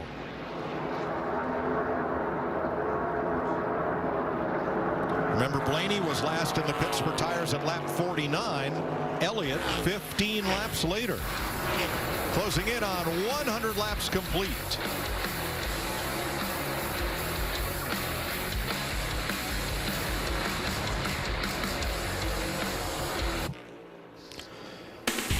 NASCAR on Fox is sponsored by Progressive Insurance.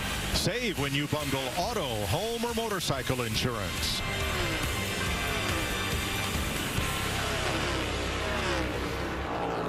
(103 laps complete in the Rouff Mortgage 500 at Phoenix. Ryan Blaney on 15 lap older tires than Chase Elliott has maintained a 1-second lead. And that's got every crew chief on pit road looking over their shoulder, hey, raising an eyebrow to this and what they've been able to accomplish with that decision. Can we do that and get by with it towards the end of this race? If push comes to shove, an untimely caution or something, you bet your butt they're going to be trying it. I would. Hendrick Motorsports trying to sweep the West Coast swing. And right now, they have their cars packed in the top half dozen spots there, with Elliott in second, Byron in third, and Larson in sixth. And Kevin Harvick right here is having so much trouble passing William Byron. He was way faster, as you alluded to, Danica. Then he gets to the 24. That 24 is running the outside line in preferred groove, if you will, and it's forced him to start driving differently, using more brake, not being able to capitalize on the things that got him there. When you get to somebody's bumper and they're running in your line, now you gotta find a new way to get around this place. He is getting to the tippy top of the field, though, and that does make it harder. I mean, they're all running, they've slowed down about a second, but they're all running very similar times up there. Top 4 cars, mid-28s. Now, but for Kyle Busch in 7th, the Gibbs Toyotas are all together. They're back in 14th, 15th, and 16th. Martin Truex last year's winner here. Back in 14th spot, here is Larry with today's Subway right combination. Yeah, Mike, let's talk about Martin Truex Jr. in shorter tracks. 6 of his last 7 wins came on tracks 1 mile in length or smaller. Last year, won the spring race, finished 2nd in November. He has led over 4,500 laps at tracks 1 mile and under in his Cup Series career. Now, mind you, just inside the top 15, almost reminds me of last year. James Small major adjustments to that 19-car mid-race. Next thing you know, he went to victory lane, possibly the Subway right combination for today. You know, that 19 has a real knack for turning it around. I feel like there's a lot of races where he might be a little bit off, and then all of a sudden you see him emerge at some point late in the race, and they tend to figure it out. Alex Bowman having a top 10 run here against Joey Logano.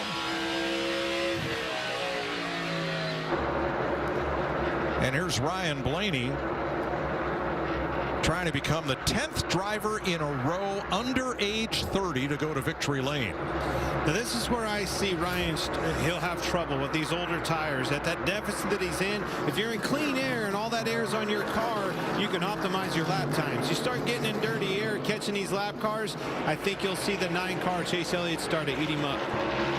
Regan? Well, Mike, you see that 9-car Chase Elliott. They were very loose with that race car yesterday. Just always one change behind, but Alan Gustafson told me earlier he felt like they got caught up on those changes and this car would be very good. Something else he pointed out as this race plays on, he said if the compound on the top of the racetrack wears out, that will be an advantage to them in that 9-car Chase. Loves running the bottom here. Keep an eye on it as this plays out. He's within 0.6 of a second of the lead. Here's Joey Logano. Let's show you what happened 2 laps ago. What else starts with L besides Logano? How about loose? Well, we saw him in qualifying yesterday. Downshifted, got back on the throttle. I talked to him afterwards, and he said, you know, it's good until it's not. And, you know, you see that moment there, the same thing happened. It looks like they might still be fighting some loose. But what I see with these drivers when they get loose, they don't trust this car anymore. You know, they're learning this car. In California, in Vegas, you saw those guys didn't pull out of and abort completely out of the gas, tried to ride it out, if you will, kind of hang on to it. Now you're seeing, just like Austin Dillon did and Logano, they're completely bailing out of the gas and making sure they keep that thing underneath of them because they don't trust this car. They just don't have the same side forces that they used to with this car. That when it gets steps out, there's nothing to save them anymore. Speaking of stepping out, Harrison Burton stepped out exiting turn 2. He got into the wall, and the leader is closing on Burton in the 21.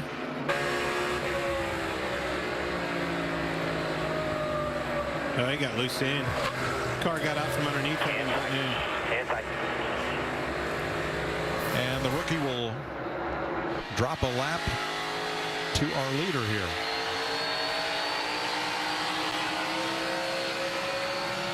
Shoe in the 12. He's still got 5 to the 9. Looking from Bubba Wallace over at race leader Ryan Blaney, And I'm saying not true. who has now been out front for 77 laps of the 114 we've run so far. You were young and man, you were sad. When you're young, you get. With 3 races complete this season, here's who's made it to Rouff Mortgage victory lane so far. Austin Cindric struggling a bit today. Kyle Larson currently running 6th, and Alex Bowman currently running 9th. And we're under caution for Christopher Bell, who is coming off turn number 4, spun down the back straightaway. Right rear flat.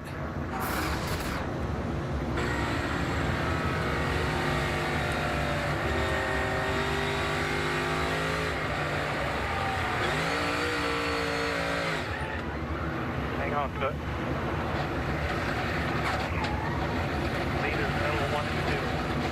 Now the problem is he's got to go a whole lap before he can enter pit road.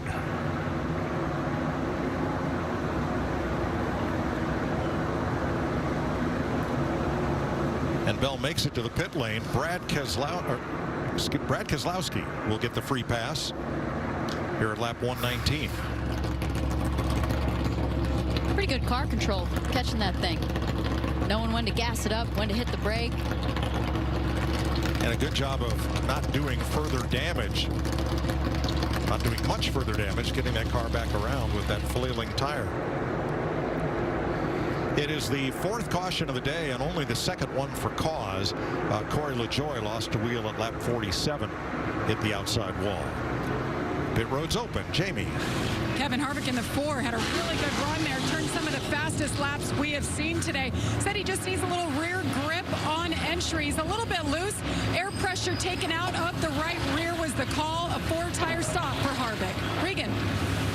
Well, Chase Elliott in the 9 car feels like he's hurting the right rear of that car just a little bit too much. Too bouncy with that tire. Feels like there's way too much air pressure. Wants an adjustment to help that out. The 24 of William Byron does not like the adjustments they've been doing. That race car will not turn on the front. They want to go back on the last changes. And the 12 of Brian Blaney came on the radio and said, my tires feel like they were pretty hurt. Tight is the main issue with that race car. Chase Elliott first off pit road. Gains the 1 spot with 4 fresh tires. Caution flag number 4 for Christopher Bell in the 20.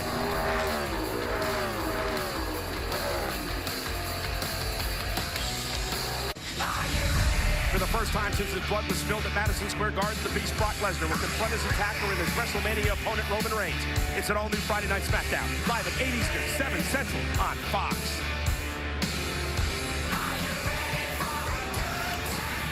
Welcome back to Phoenix. Here's how the Coca-Cola family of drivers are faring. Joey Logano in 9th, Austin Dillon right behind, Denny Hamlin 17th. Daniel Suarez, lots of Daniel's amigos here. He is in 19th place. Everybody on the lead lap, with the exception of 27th on back. Burton, Wallace, McDowell, Stenhouse, Castle, Ware, and Bell 1 lap down. McLeod and Smithley 2 laps back. Brad Keselowski got the free pass on that caution. A lot of families in the grandstand. Good to see here at Phoenix. We reviewed additional footage and saw that Christopher Bell did not spin from contact, went around by himself. Yeah, just getting too much out of the car. I think that takes it back to that dirt track mentality, man. I can hold on to this thing. I can keep it out. And you're seeing just like Logano, he bailed out of the gas big time, kept the car underneath of him.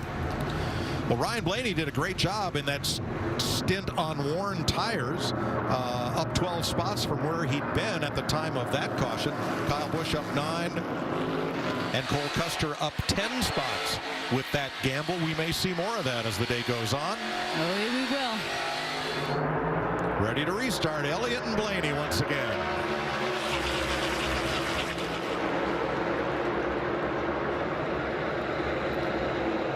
That was a great start by Blaney. I mean, that is such a fine line. You can't let the leader, you can't beat the leader to the line, and he was right there. I think that's why you're seeing him just door to door with him.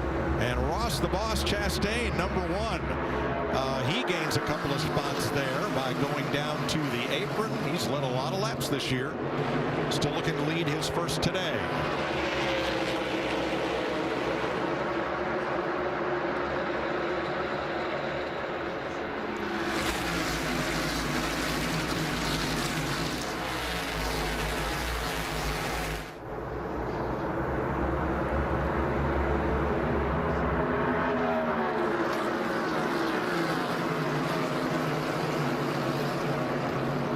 See him hook that yellow line right there, but you also see the 8 of Tyler Reddick not all the way up, kind of down on his door right there. Very, very vulnerable. Hard to get into the corner. The car's wanting to be loose on this low air, getting into the turn 3 anyway. And then that 8 being down on your door makes it that much worse. There's a little 3 wide for 10th place.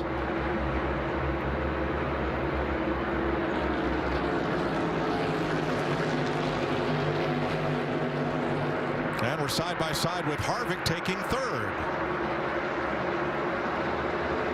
Sure are. I think he just found that outside faster than William Byron did in the 24. Kind of snookered him, if you will. He ran high in 1 and 2 and got a good enough run off of 2 that he just got to William Byron's right rear. And that's all you got to do. Make sure that he can't get clear of you and get in front of you, and you see you got by him. Kyle Larson in the picture, then Tyler Reddick, Ross Chastain, and here's 8th place. Chase Briscoe outside Austin Dillon. for the lead. I like this battle. I think we've established, Ryan Blaney has to be the best car here. One of the, in fact, right? He was him and Kevin. Old tires, 15-lap tires, and was able to hold the deal. He was on the point.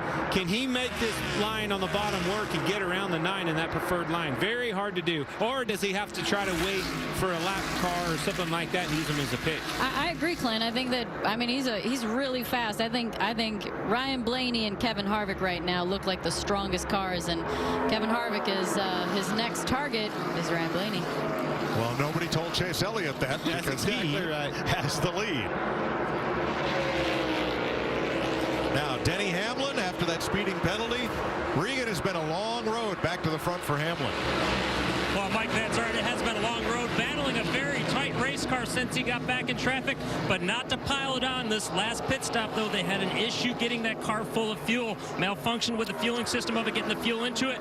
They're going to be very close if they can make it to the end of this stage if it goes green. Wow.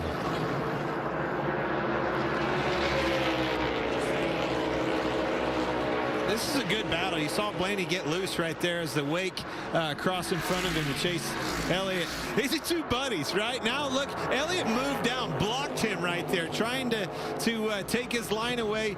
Had him in the mirror, Danica. That's what you want to do, is that guy behind you. If you can get him in the mirror and they start blocking, man, you're licking your chops. Make them nervous. That's right. I always say, you go where your eyes go. So when you're out front and you're looking in your mirror the whole time, you're not looking where you're going. You're looking at the car behind you, and that's what you want to do. If you want to get by a car, you want to make them nervous, you want to make them uncomfortable, you want to make them make mistakes, and you want them to look in the wrong direction.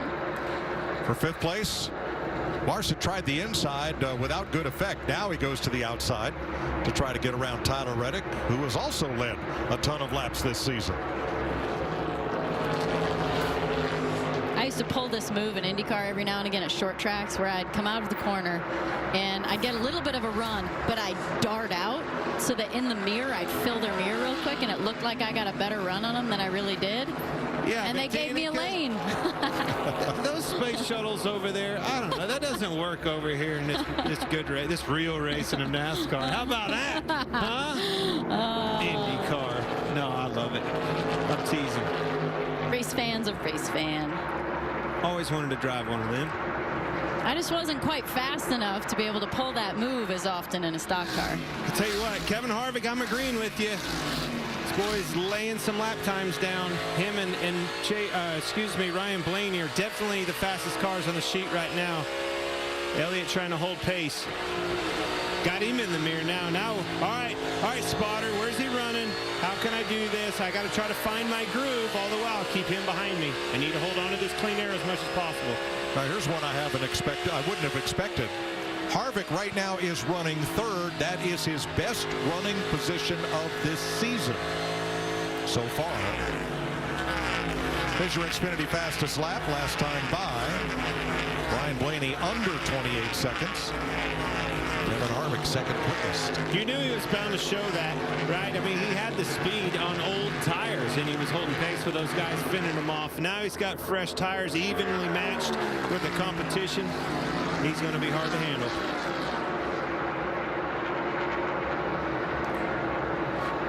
Ninth place. Austin Dillon's had good runs here at this racetrack as he battles Joey Logano.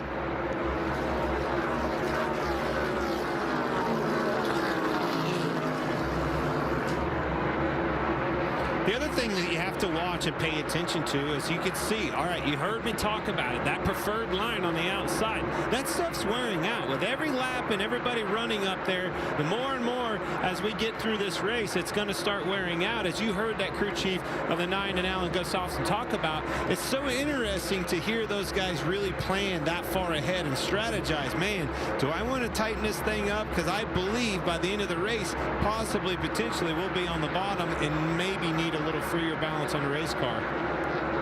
I think that's what you're seeing. You see cars swapping positions. I'm watching Chase Elliott and Kevin Harvick, and at first it was Kevin up high and Chase down low, and then it was swapped, and then it was Chase up high and Kevin down low, and it looks like the playing field is evening out there, and there's not necessarily as much a preferred line. And so, like you said, Clint, this is something to plan ahead for.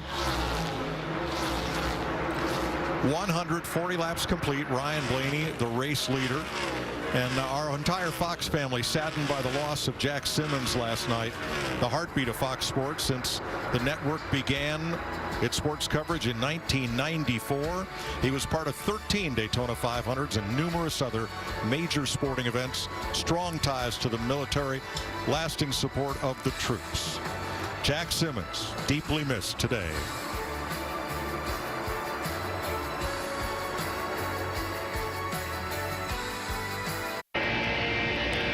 .145 laps complete. Aerial coverage provided by Goodyear.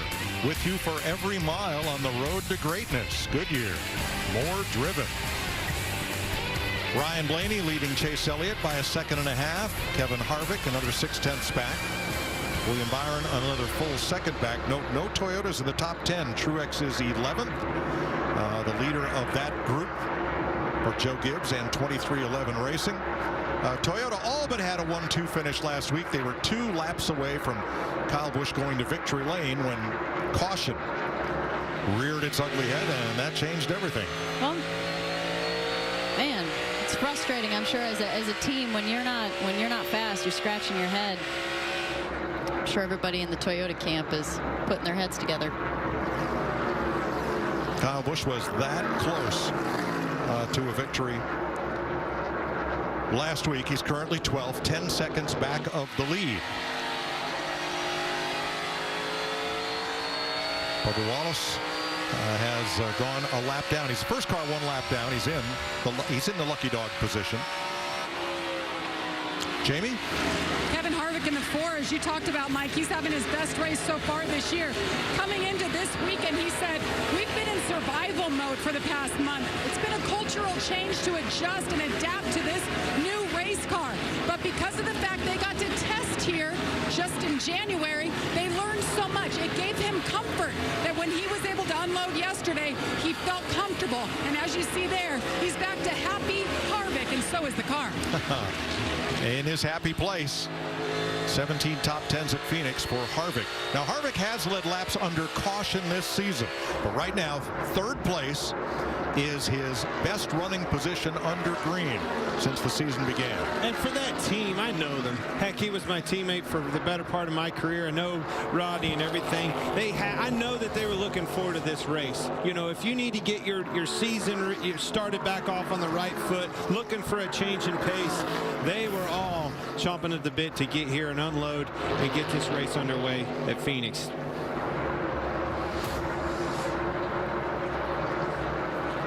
Let's check with Regan. Like a couple of laps ago, the 24 team got on the radio, told William Byron that some other teams were shifting sooner than him getting into turn 3 and found some speed doing that. I know we've got Jamie McMurray in the Fox studio right now looking at that same data the teams are looking at. Jamie, can you see that when it's that precise to 1 car length difference? Well, Regan, it is. You know, there's a lot going on. Obviously, the shifting, the braking that we're seeing all these guys do. William Byron, though, has done an amazing job all race long.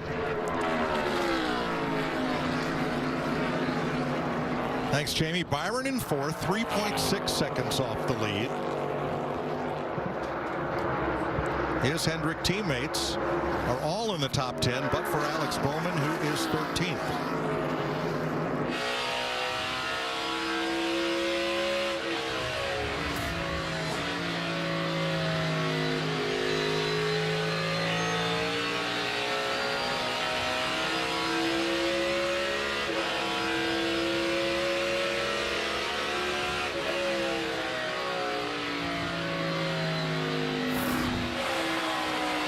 Only 1 car in the garage as we close in on halfway. That is Corey LaJoie, who lost a wheel back at lap 47 and hit the wall.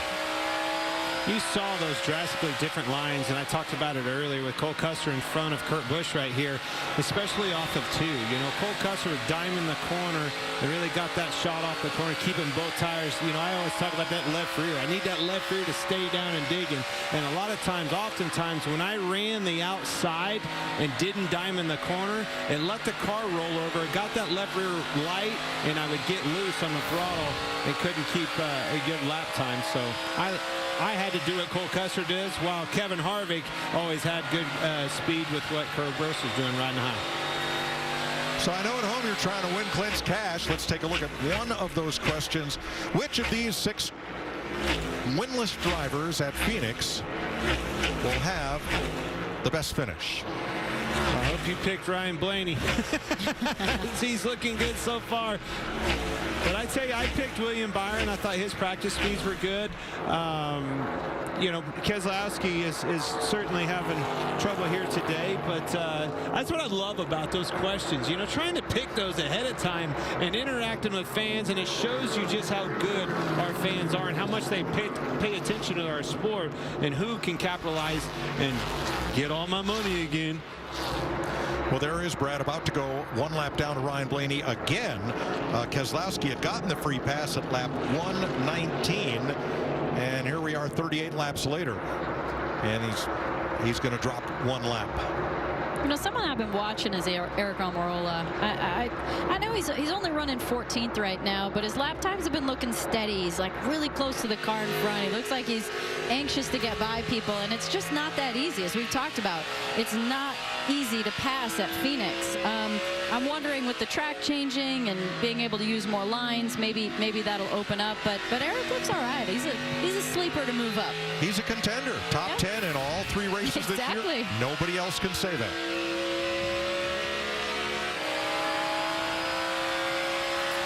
You know, the other thing that we seldom talk about up here, that's such a real thing, especially in between the organizations, is teamwork, right? Strategy with their changes.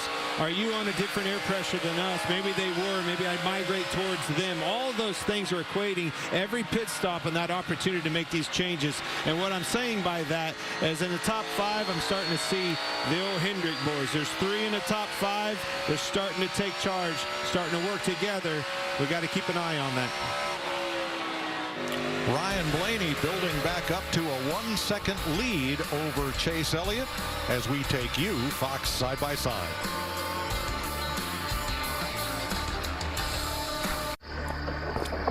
I found the Tundra. We have to take down the security. All right, the fuse box is right through the store. Which one is it? Securing the package now. Seriously? Guys, abort mission. Get your helmets. You guys are gonna love this thing. I told you we should have just called them. They say big things come in small packages. Well, at Richmond Raceway, big is how we roll. Huge race, colossal thrills, massive spills, epic parties, and an unparalleled fan experience. And of course, one ginormous weekend for the whole family at America's premier short track. The NASCAR weekend at Richmond Raceway, April 1st to the 3rd. Get your tickets today at richmondraceway.com. As a professional bull rider, I'm used to taking chances. But when it comes to my insurance, I don't. I use Liberty Mutual. They customize your car insurance so you only pay for what you need. Yeah! And by switching, you could even save $665. Hey, Tex, can someone else get a turn? Yeah, hang on, I'm about to break my own record. Yeah! Only pay for what you need. Liberty, liberty, liberty, liberty. In NASCAR, the journey begins with one simple start. Turn, bump, win, and celebration. I am the NASCAR Camping World Truck Series. I am NASCAR. Do not move! Watch you on the do. Bad boys, bad boys. What is that thing? What you gonna do?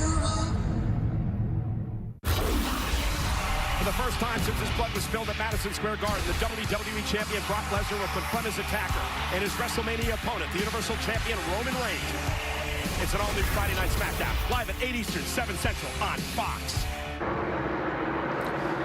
Welcome back to the Rouff Mortgage 500 on Fox. Ryan Blaney and his Team Penske Mustang out in front of Chase Elliott by 9/10 of a second. This is the 13th race in which Blaney has led over 64 laps, but in the prior 12 occasions did not make it to victory lane. Ross Chastain currently in 7th place. Here's Ross talking about brakes. feeling good about a brake shake in the one. I can't tell if that's making me loose or if I'm just getting looser on entry. Back feels light, but the wheel's visibly shaking in my hand. A brake shake.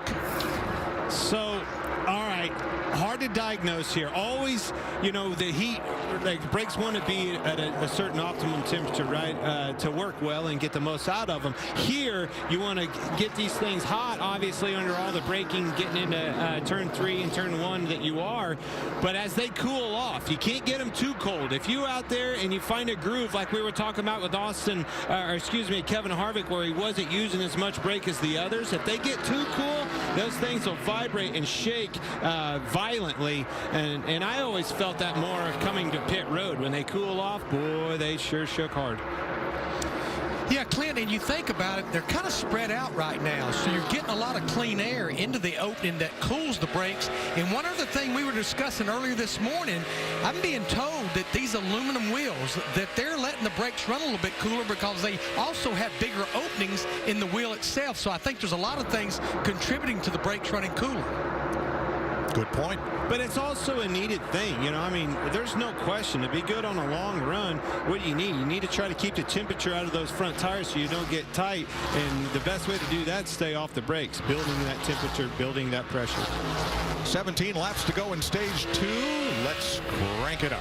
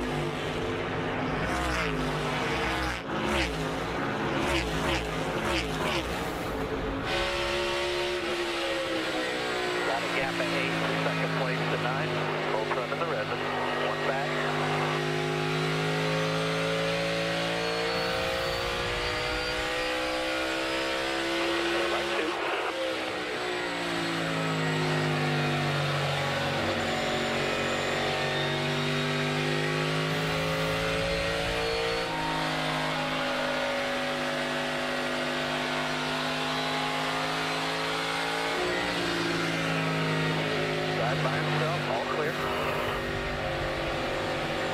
5 to the 9.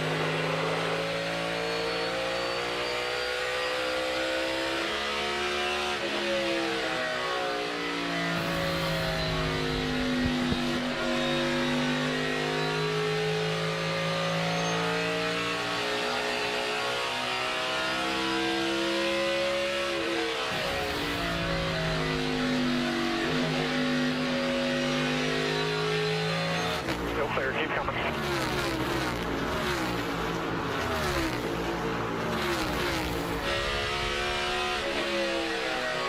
We'll get tight in line.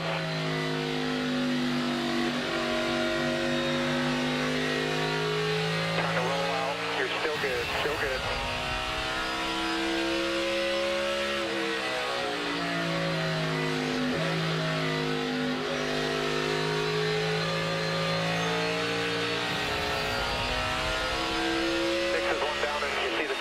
To the bottom, right with you in line.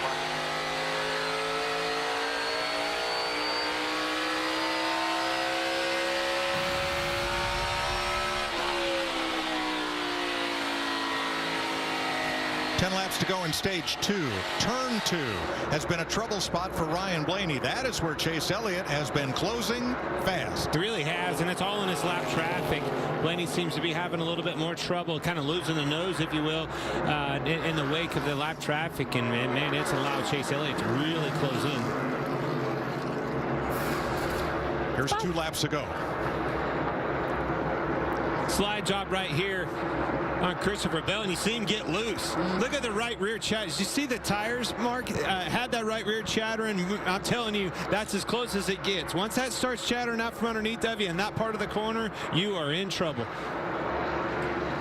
Here's what Blaney had to say. I'm 9 over here, Tim. 10 over. What do you want to do? Shift and get it hotter or take care of it? Copy, let's take care of it. We want to win the race. A little bit over on temps. Don't like that. You know, do I need to get in there and get out of the wake of this lap traffic, stuff like that? Yeah, don't just keep doing what you're doing, kid. You're leading the race. 9 over is not that bad, is it, Larry? I can deal with that. It's not so bad. Right. But the biggest problem with this car is I'm looking, there's nothing on the front end, and there's no tape. My biggest concern, how do you cool it down? Get out of the way. Larry, tell us. You know, you got to get in clean air, get that thing back breathing fresh air, which is exactly what he did. Well, no traffic ahead. Now watch Brad Keselowski in this replay, the 6 car, who is 1 lap down, the purple car up front.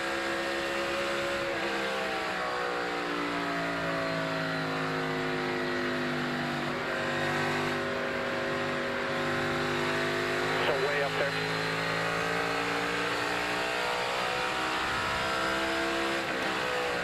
Hearing Eric Almirola may have just brushed the wall.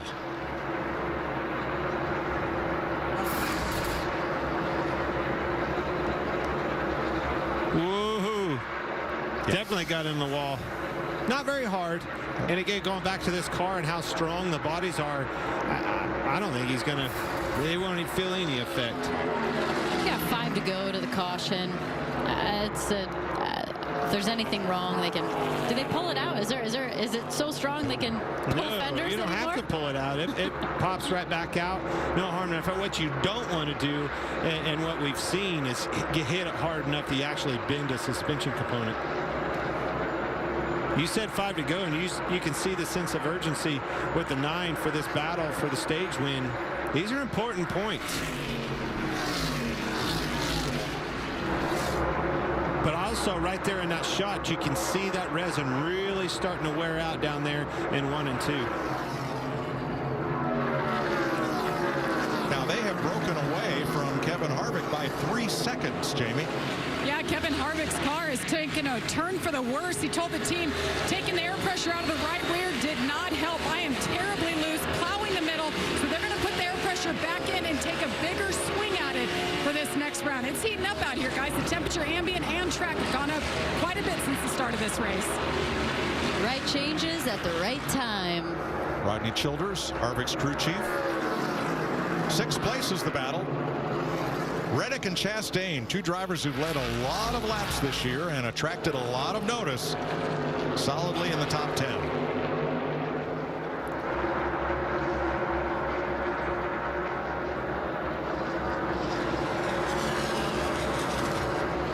Right now, Joey Logano would earn the last stage points.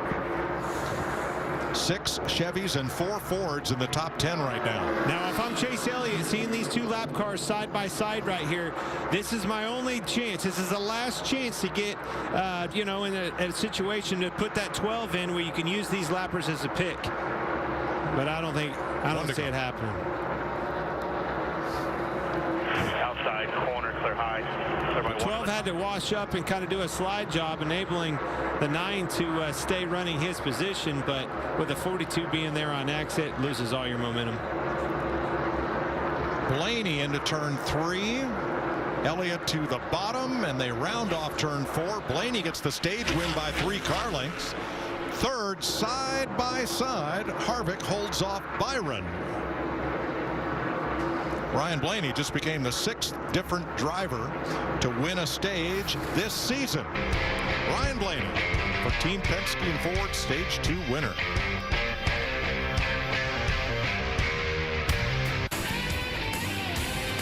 Welcome back to Phoenix. Stage 2 in the books. Ryan Blaney from Chase Elliott, Kevin Harvick, William Byron, and Kyle Larson.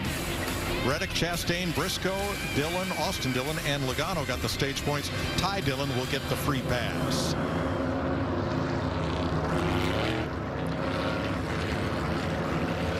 Sweepers working turns 1 and 2. That's where the marbles go as the tires wear. And pit road will be open this time. That was the longest green flag run of this season. Just now, coming off the caution for Christopher Bell's spin all the way to the end of stage 2. Jamie? 9-time Phoenix winner Kevin Harvick terribly loose, as I talked about, and he just told Rodney Childers, we need to take a swing at it here. We need to help this car get better. They're going to make a right rear jack screw adjustment, take some air pressure out of the right sides, and hope that tightens them up so he can make a move and try to take over the lead for the first time. Regan. Well, Chase Elliott in the 9 car, pretty good right now. What he loves about that race car is the longevity of it. Very good on the long runs, doesn't want to change that. The 24 of William Byron, he's been quiet on the radio the entire time, not a word from him. And then the 12 car, the leader, Ryan Blaney, pretty loose early with that race car, but the longer the run goes on, he gets too tight. And the Ram race off pit road is won by Chase Elliott. Sure was. Harvick. Tyler Reddick with a big gain right there. I almost thought he had Kevin Harvick coming off the pit road.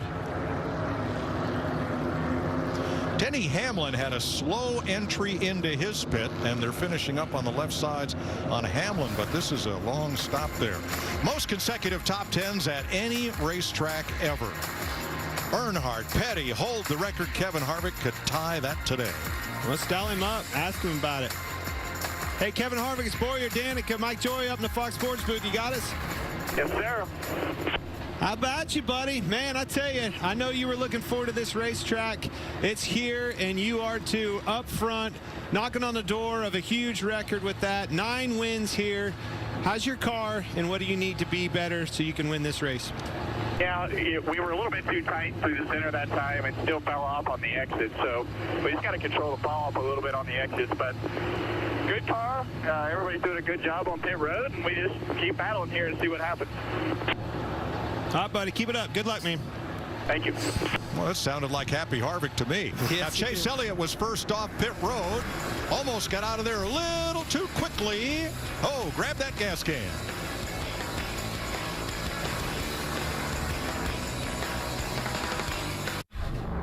What does NASCAR do when it gets a brand new car? Watch the revs? Mind the shifts? Yeah, didn't think so. We're more the drive it like you stole it kind of crowd.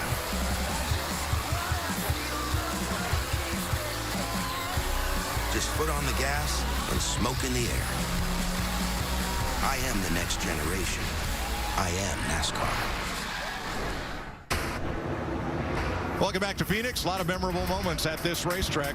Including this one.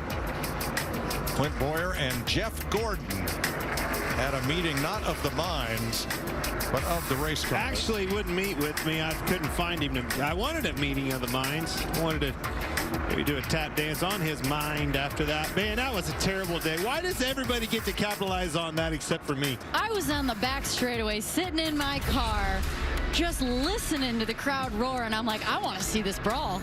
Check this out. All right, now, the reason we bring all this up is there room enough in a booth this size for Clint Boyer and Jeff Gordon next week? Because I'm leaving. That's right, and I'm ready for it. Bring my man back. 24, Jeff Gordon. Black SS with a navigation. He's coming back. I just heard that Atlanta. song the other day. That's because it's hip. And he is too, and I'm looking forward to having him. And Mike, you can see this, right, guys? It's good. You have Danica and Jeff. They're both about the same height. So when Jeff is saying something next week, we can both look and roll our eyes and be on the same page with one another, right over the top of his head. Next Sunday, only on Fox. Here they are at the Geico Restart Zone. Did Jeff hack your Twitter today? Somebody did. Somebody did. Whoa! Yes. Blaney. 6 wide, 7 wide. Not the restart Kevin Harvick wanted at all. And actually, it was because of the contact off of the rear of his car. It got loose, spun the tires a little bit. And they're only 4 wide exiting turn 2. Only. Somehow it all funnels down to 2 abreast for the lead. Elliott outside Tyler Reddick. And Blaney closing right up on the apron. Well, here he is, guys. We've been talking about him a lot. Tyler Reddick in this 8 car. Made good work of this restart. Now he's competing for the lead right here at Phoenix. Made good on that pit stop. Picked up 3 spots. Had a 10-9 pit stop. Everybody on fresh tires and trying to get the most out of them in these first couple of green flag laps. It takes me back to Kevin Harvick. I don't know exactly what happened right there, but you heard him talk about it. Ask for the adjustment. A little too tight in the center. I didn't like that. Take an air out of the right rear. Maybe put it back up, and I'm a little loose, light on my feet. He ended up saying loose off was the worst, though, in the end. Right because off. you're tight in the middle. Let's go back and look at the restart. Watch Harvick in the 4. And let's see what happens here. Spun his tires. Sure did. Just didn't get a good jump, spun the tires, and man, now look at the repercussions. You're 3, 4, 5 wide.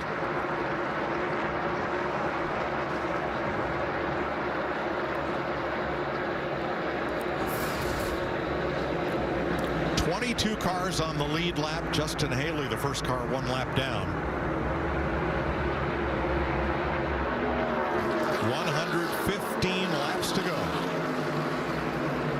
And at least 1 pit stop, depending on how cautions fall.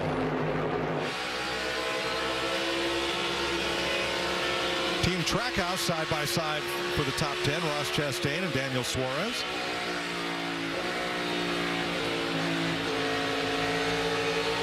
Back to 2 wide, still 18, chopping way off the bottom here. So that was the first car I actually heard shifting in 1 and 2 as well.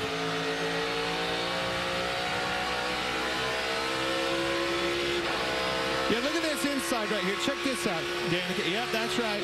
Right there, the camera, not only the mirror up top, but the camera. You can see everybody in the rear view with the camera. Has both options.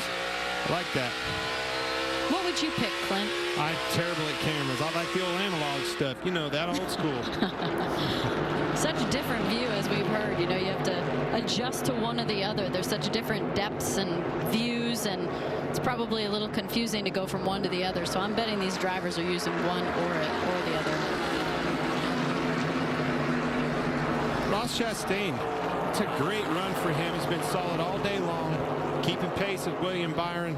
So, whoa, really close off of turn 2. This is for 8th place.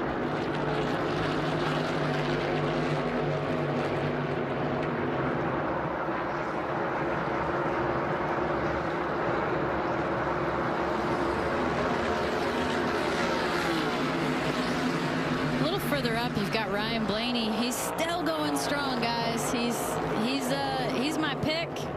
He's 3rd, closing in on Reddick. He's been maybe the most consistent all day. And they are both keeping pace with Chase Elliott from about half a second back.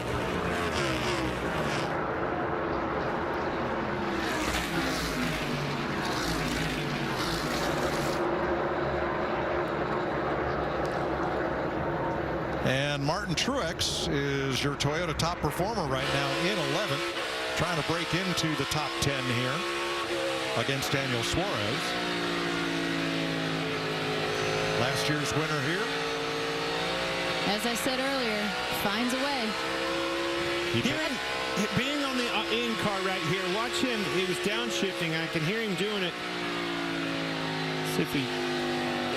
There's his downshift. One of the only ones I've heard doing that. And I want to take it back to our conversation that I talked about. What can Ryan Blaney do to cool his car down? Clean air. You heard Larry and I talking about that. That shifting is a big part of keeping your car cool. Both engine temperatures and your gear temperature, which these guys have a gauge on that gear temp and have to keep control of that. So shifting too much can obviously run both of those temperatures up. That's one of the biggest things they could probably do. I wanted to clean that up from earlier. 11th place here, Joey Logano on the inside, battling Suarez and Bowman. Man, up front, it's heating up. Ryan Blaney. Looks like Chase Elliott's fallen off just a little bit. I wonder if getting a little bit tight out there. But Ryan Blaney, he's making a move. He's about to pass Tyler Reddick on the inside in 1 and 2. Just about clears him, doesn't. That's a really hard vantage point, too, because you're waiting on the spotter, waiting on that guy. Give me a clear, get clear up. And that spotter is clear down here in 3 and 4, looking off into the distance at those cars coming at him. Hard vantage point to make that clear. Now, just use that rear view camera. Well, you know, that thing sees everything. That thing will lie to you, too. I've had that problem. Look about a second back from Blaney, and Kevin Harvick is coming. Recovered after spinning the tires on the restart. He's now just about 1 second off of Ryan Blaney. And he's going to have a mirror full of Kyle Larson here in a lap or two. There's Kyle. He's made his way from the very beginning really quickly. Kyle Larson didn't run in the back for too long. He's been in the mix. He just hasn't been in the very front mix. But now we see him. He's in 5th place. A lot of open air. Chase Elliott looking for his first oval track win since he scored here in Phoenix in 2020.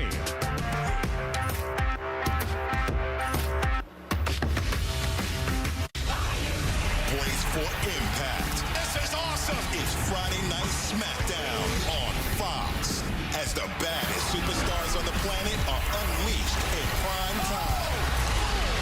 All new Friday Night SmackDown live at 8 Eastern on Fox and the Fox Sports app.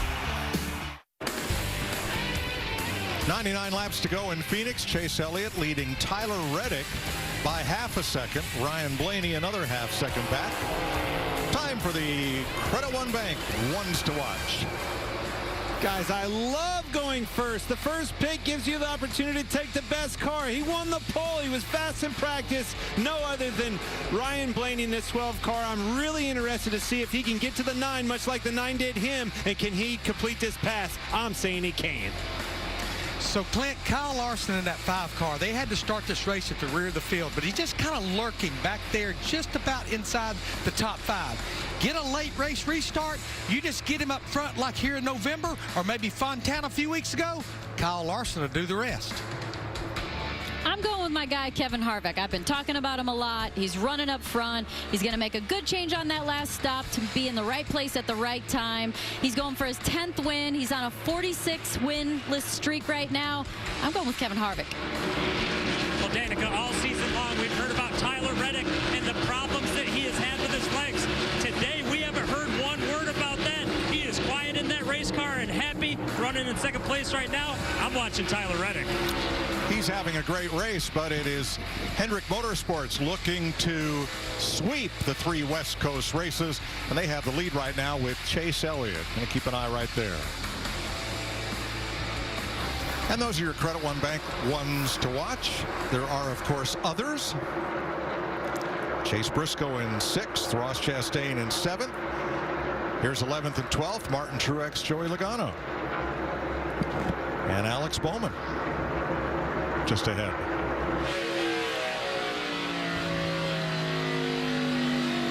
You can definitely tell, that pressure cooker, the intensity's picking up towards the end of this race, trying to get established, trying to get this, track position that everybody's, looking for. The manufacturer talk is starting to pick up. The Chevrolets are starting to show. Fords are there. The Toyotas, those are the ones that I really, haven't seen the most of today. But I'm loving what I see out front with this 3-horse battle, and maybe a 4-horse battle if yours comes true, Larry, with a 5 car.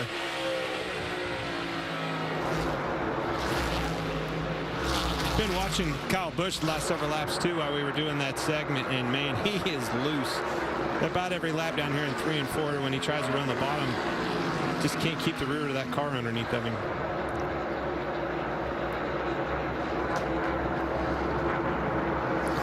Martin Truex in 12th, last year's winner here, is the highest placed Toyota in the race. Chevy's 1, 2, Ford's 3 and 4. I wonder what Toyota feels like might help them the most. I wonder if is it mechanical? Is it speed? There was a caution last week. They just needed no caution to come out. It had been in victory lane, wouldn't even been having this car. Micro example, macro of the season is trouble back straight away. Around goes Martin Truex after hard contact. He's been involved on the right side hard. I got blew a tire. Thinks he blew a tire. You can definitely tell he's been hard into the wall with that right front corner of his car. It's not going to get back either. That's His day's going to be done. Not the friendliest place to hit the wall with a blown right front, as I have done that. It's a flat. You got a lot of room to exit. Bam. Top of your screen, 5th car in line. Whoa. I don't know. I saw the car look like it got loose. But maybe that was a correction from the tire going down. But I don't. I mean, you heard him on what he said, but it looked like the thing kind of got sideways on him and overcorrected. It had a moment, but the way that thing darted to the wall that aggressively, I don't know if it was the right front or not, but it. Well, nobody knows better than him. You heard him say he cut a tire down. But that's the end of his day. That's a huge hit. But you're right, Danica. Some of the hardest hits I've ever seen. You know, you don't think it would come on a track like this, but off of that turn 2 over there, he blew a right front tire. That is not a good angle at all. So Larry, caution out with 91 laps to go. How does this change your thinking? Boy, it's interesting, Mike. I mean, everybody will come get 4 fresh tires because they've got 26 laps. But you need to make sure you pack it full of fuel because it's right there on the threshold of being able to make it to the end. But who in the world would ever believe we'll go caution-free the rest of this thing? Who would want to go caution-free to the end of this thing without getting another set of tires? But Larry, is that going to take a sales job on your driver if you think it could go caution-free? Yeah, it's a long way to go, Mike, and I've been seeing, you know, quite a bit of tire fall off. So, you know, you may see some different strategies if we did go caution-free. You may see them try to split it up, but I just believe, and I'll share some trends with you a little bit later on in the race. Okay. There's Martin. He's okay after a hard hit there. He'll take the mandatory trip to the care center and get checked out. The defending champion of this race will not be around to see the finish. Corey LaJoie, the only other car out of the race. That happened back at lap 47. There's the AMR safety team coming quickly to the driver's aid. It's a big hit. Like you said, Clint, these cars are tough, and the whole front is folded in. Well, it just doesn't showcase it like it used to. With that old car, that'd have been a firewall deep impact. Mine started on fire and ran down the front straightaway. April 16th, the USFL is coming. And their season kicks off with an historic inaugural game. General Stallions, New Jersey against Birmingham in prime time on Fox and NBC. Well, what are you, Mike? You a general or you going to be a stallion? Well, I'm from Connecticut. I guess I'm a general. I like stallions. They run fast. I like both. Well, we'll be out here next January. You can't pull for both, Danica. It's a game. Somebody has to win. I thought it was getting personal.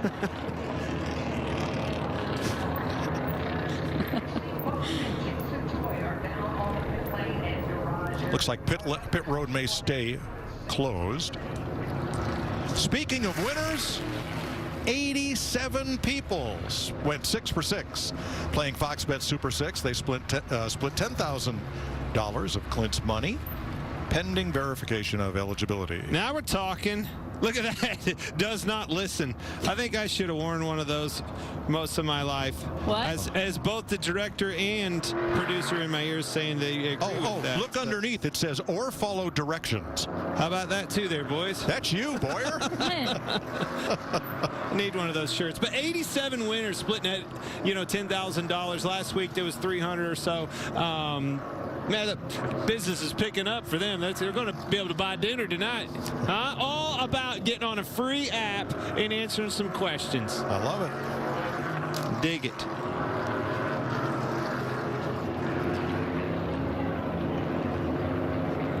Decisions. Are we going to gamble, Larry? Or are you going to take forward to what are you going to do? Pit road's open.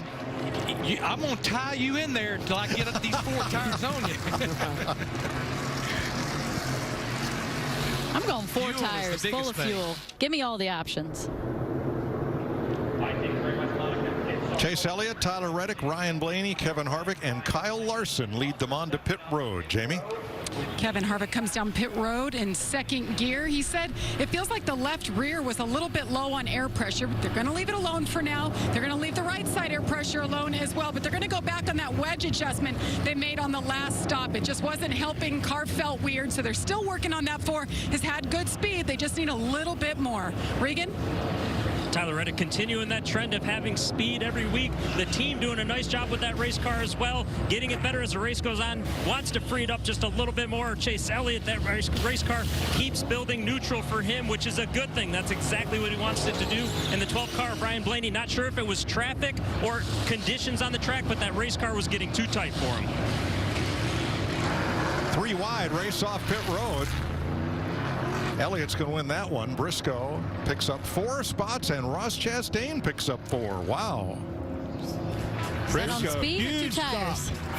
Here's another look at it. That's close.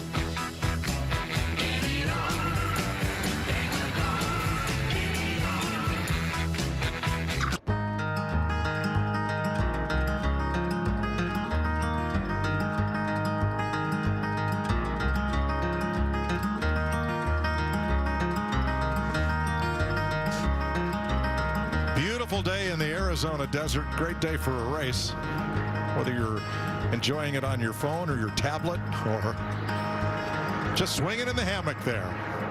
That looks nice. Here's Jamie. Martin Truex Jr., the reason for the caution, cut a right front into the wall pretty hard. You've been checked and released, but any indication there, Martin?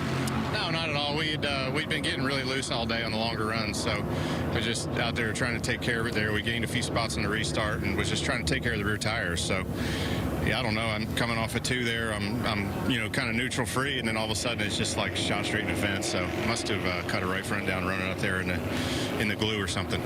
Thank you. Glad you're okay. Now Ryan Blaney will restart 9th. What happened, Regan? Mike so quick all day long, but had a little bit of issue on pit road. The right rear tire, he had a problem with the nut actually falling out of the gun that puts it back onto the tire, so he's going to have to work hard here at the end of this race to get back up front. You saw it fall out too. He had to reach up. It was right off the bat. It fell out, and he had to reach over and think he has another one on him. You saw him reach up and grab it and has to load it into the gun. Just that little bit of time, made all that difference. We're talking 10-second pit stops here, 11-second pit stops. But it happened so fast, you had to really dive into it and know what happened to even see it. Great stop for Chase Briscoe. He will restart 2nd. Likewise, Ross Chastain, who is 3rd. Chase Elliott, the leader. Harvick 4th. Then Dillon, Byron, Larson, and Bowman. Here we go.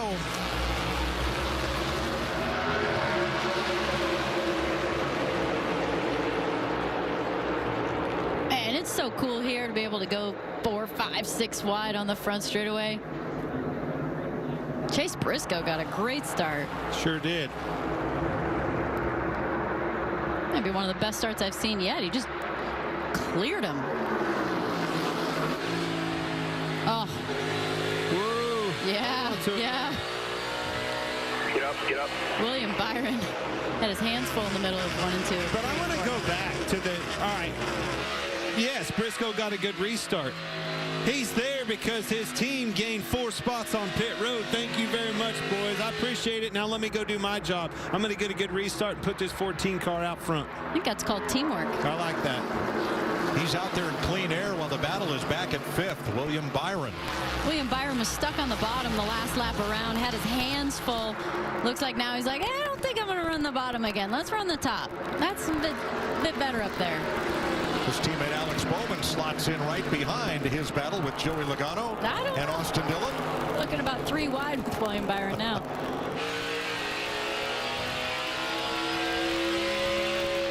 Tight with you. All right, look at it. You got Denny Hamlin. He's, at the back end of this cluster.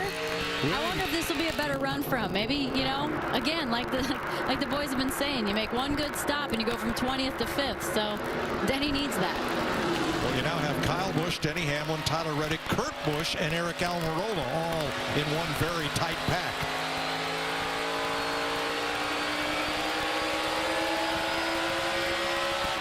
The 10 out there with him. 3 lanes out to him, outside.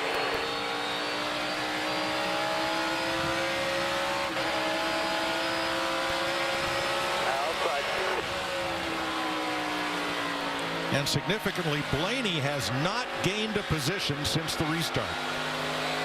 Him and Tyler Reddick are going at it side by side. Getting stopped up by Alex Bowman, it looks like.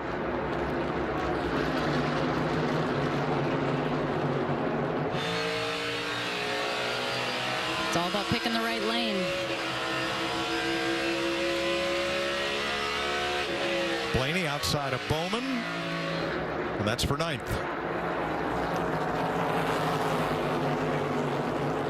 I don't know if I'm a betting woman. I'm saying that the top is probably the safest bet when it comes to the line to run. What do you think, Clint?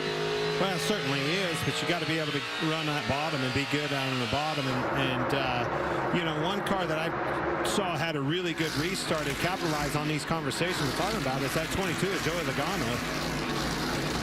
Really haven't heard much out of him, and man, I tell you what, after that restart, Briscoe and Joey Logano, check it out.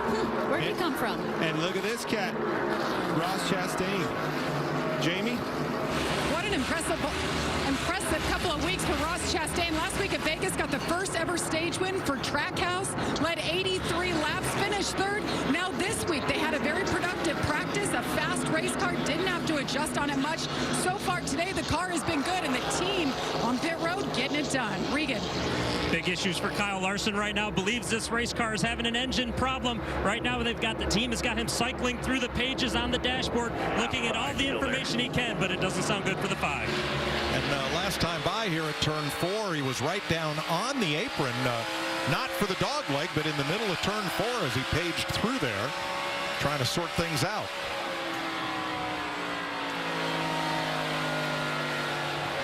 He's definitely down the cylinder. You can see all the momentum that he loses down the straightaway where he comes off the corner right there, dipping to the bottom, and everybody motoring down the straightaway better than him. Hold your own in the middle. I remember when you lose a cylinder like that, it's almost like you picked up speed in the corners. Built-in traction control. Yeah, that's right. You sure struggle down the straightaways. Oh, yeah. He's just fallen way off now. I think he's going to pit. Yeah. See if we can address it. Pitting this time right here. Pitting this time.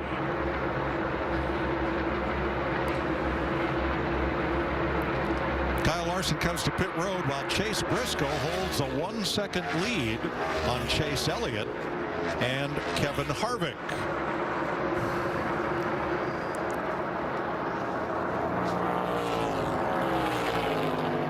Our stat man Russell reminds me that a car numbered 14 has not been to victory lane in a cup race at Phoenix. What? Chase Briscoe trying to be the first. Clint?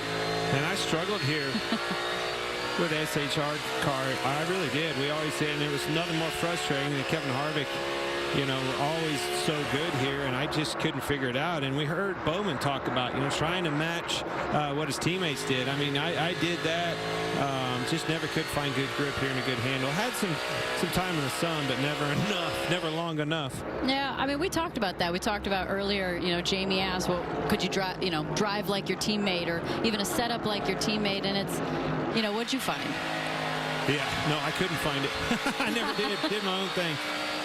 Speak a different language, and that's what was fun for me, having so many different teammates and everything else, is you hear all the different ways people describe cars. We're riding with Kurt Busch, and I'll never forget him talking about the left front's not talking to the right front, and I'm like, what are you talking about? But everybody's different. All right, Bubba Wallace has made an unscheduled pit stop for tires. And Regan, what's up with Kyle Larson? Well, the word from crew chief Cliff Daniels to Kyle was, we are done. Drive it to the garage. Broken valve spring. So tough end to Kyle Larson's day. Bubba Wallace back out on track, but now 2 laps back. Where that win comes in handy. That big win in California. You don't have to worry about playoffs, points, and stuff like that. Still racing for wins. Put it in a box. Let's head to Atlanta.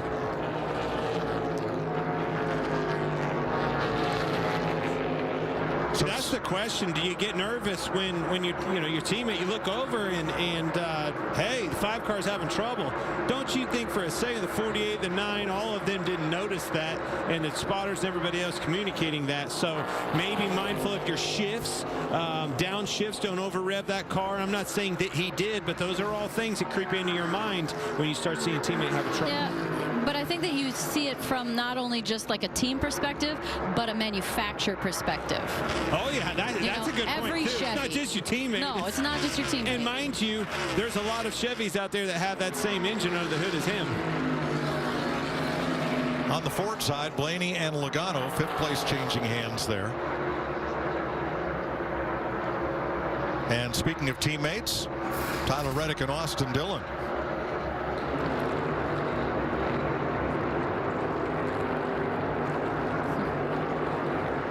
A little loose off that bottom, you know, again, downshifting coming off the corner in the RPM range that you do when you run on bottom.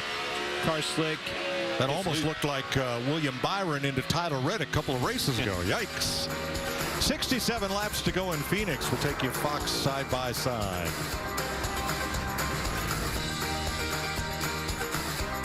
At USAA, we've been called too exclusive because we were created for officers. But as we've evolved with the military, we've grown to serve all who've honorably served, no matter their rank or when they were in. A Marine just out of boot camp, or a petty officer from 73, and even his kids and their kids. USAA is made for all who honorably served and their eligible family members. Are we still exclusive? Absolutely. And that's exactly why you should join.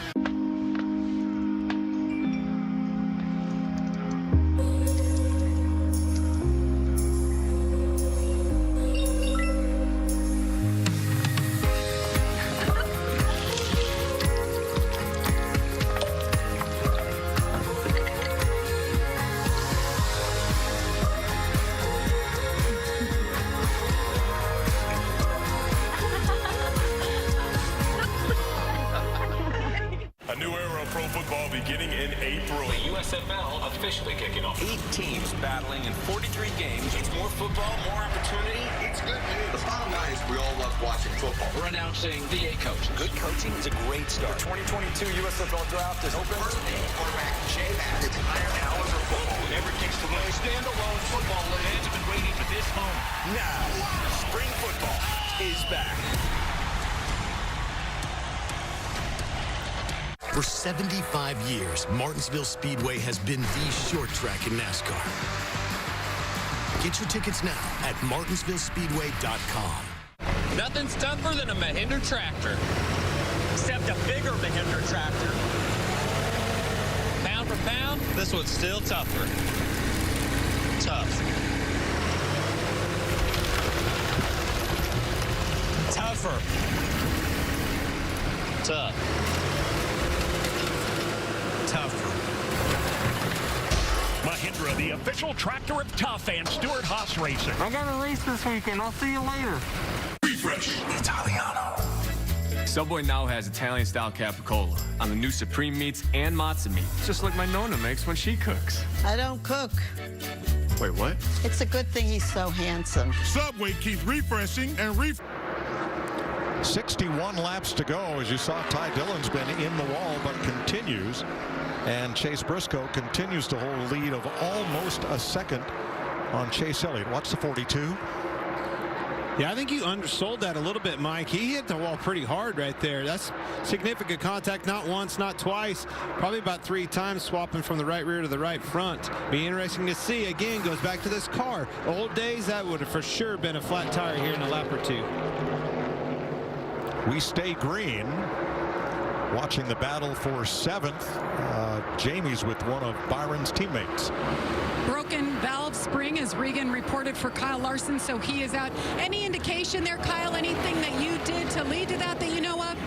I don't know. I felt it 4 or 5 laps before it was just getting worse. But yeah, hey, that our Valvoline Chevy was pretty good. I thought we were 4th or 5th place car. Just was hoping to be a little bit better than that, but unfortunately the valve spring broke, or a valve spring broke. So hate that, but you know, everybody at the Hendrick Automotive or Hendrick Engine Shop is some of the smartest people out there. So I know they'll address the issue that seems like we've had here these last couple weeks with some of the engines, and we'll come back strong, reliable. So the good thing is we have fast cars, fast engines, and great drivers driving these Chevys. So we'll get some more wins here. Thanks, Kyle. Get to win today, but he did fly over to California and get him a sprint car World Outlaw win last night. Pretty crazy all the racing that kid does. Bummed out today. Victory lane last night. I was at a taco truck at like midnight or something. You think that was tacos? Flew clear over there. What'd you win? $400 in a taco. Are you sure that was a worthwhile cause? He probably spent it all for, I don't know if it was tacos. There was some pictures of food on that food truck, but he probably spent it all on He's going to be eating tacos food again. We better save some of that water bottle. I ain't making none today. Now, not just Kyle Larson, but did I see on social media that both Kyle Busch and his son Brexton captured checkered flags in doing a little night racing this weekend? Sure did. Man, I just saw Harrison Burton really sideways, crossed up down here in 3 and 4. He has had his hands full all day long. That 21 car.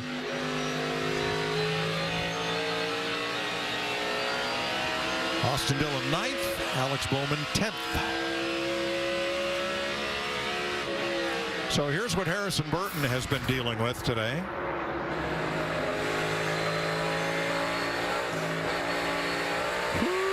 Oh, you see the frustration too.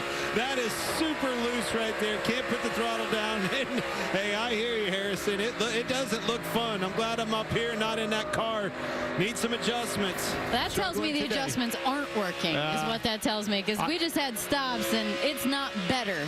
Been there and done that at this place. Can be very frustrating if you don't have a good balance on your car. Loose for him, for sure. Burton is 28th.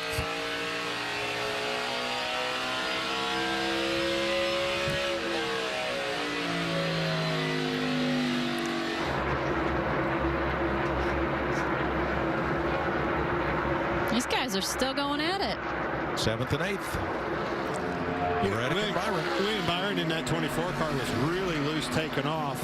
You know, he lost some spots, was tank swapping on both ends, but it seems like on these long runs it's coming into his own, finally finding some speed, but he's going to let Tyler Reddick go. Hey, thank you, William.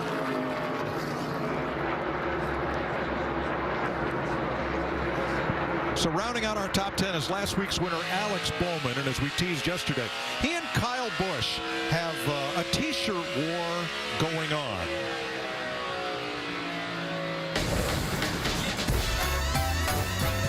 He's just a hack. He's just an absolute hack. You know, he's just terrible. The same guy that backs into every win. So the Martinsville T-shirt, with the money, Alex bought 22 Martinsville grandfather clocks for his entire team and gave the rest to animal shelters. With this latest T-shirt, courtesy of Kyle Busch's rant, that's a lot of T-shirts. 18% off. That's Kyle's car number. Kyle Busch responded on his website. He's put T-shirts 48% off. That's Bowman's car number. Well, I'm going to tell you, having got the last laugh of that joke. Alex Bowman went home with a check. Look at this. He and Kyle Busch cleared the air this week. Sure and they did. All is good between the two. He knew Kyle was battle just for the lead here, Mike. Here's Chase Elliott. A little more to the right front, Mr. Ron. Not a bad thing. If I had got the lead, it would probably have been good. Yeah, copy. Keep the pressure on him. He's coming to you now. Is that the right front, he said? I think so, and it's so important. As you're catching him, you know you're going to start picking up his dirty air and get tighter. If you're catching him and you're free, it's important not to get to him. You kind of get stalled out at matching his speed. If you don't pass him and get door to door with him early, as in right, as soon as you catch him, for whatever reason you stall out, next thing you know you're using more brake, next thing you know you're too tight, you've oversmoked the front tires. I think that's the conversation they were talking about.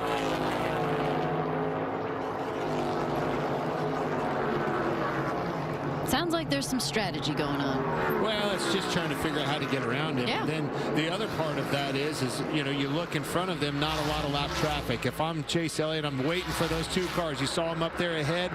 I'm looking for those two cars as an opportunity. Might save my stuff here, cool those tires down, and be ready when we catch them lap traffic. I was just going to ask you that, Clint. I was going to ask, if you're in this position, wide open space, the two of you are running away, do you push now or do you push just enough to kind of wait till the end to see if his car falls off more than yours? Well, I'm going to push as hard as I can, obviously, just like always, and get to him and try to make the pass. If I can't, I don't want to just sit there in his wake and overcook those front tires when I have an opportunity like those lap traffic coming.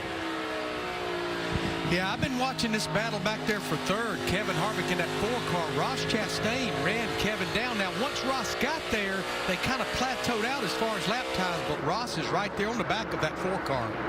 You can't say enough about the job that Trackhouse bunch has done. I mean, they're delivering each week, week in and week out, having cars up front. They've kind of taken a turn. The man, I'm telling you, both him and Dennis Schwartz has been fast. Regan? Mike, you see Ryan Blaney leveled out in that 5th position after falling back on that last round of pit stops.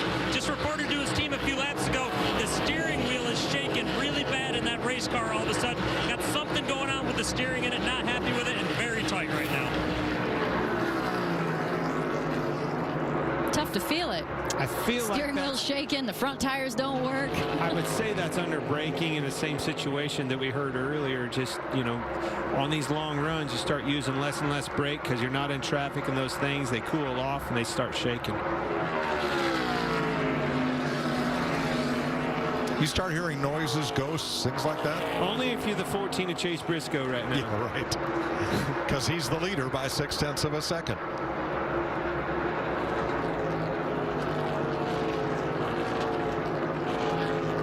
Pretty big deal for that kid and his team, SHR, if they could pull this win off today. Be a big win for their camp and Ford in general. And him, man. And him, he's beating Harvick right now. Came in as a rookie driver here last year and got beat up pretty bad. Didn't get the results they wanted. They've been strong this year and working together, and honestly, probably been the class of the field at the SHR. I know that 10 car gets a better finish at the end, but that 14, he's been up front a lot here this year.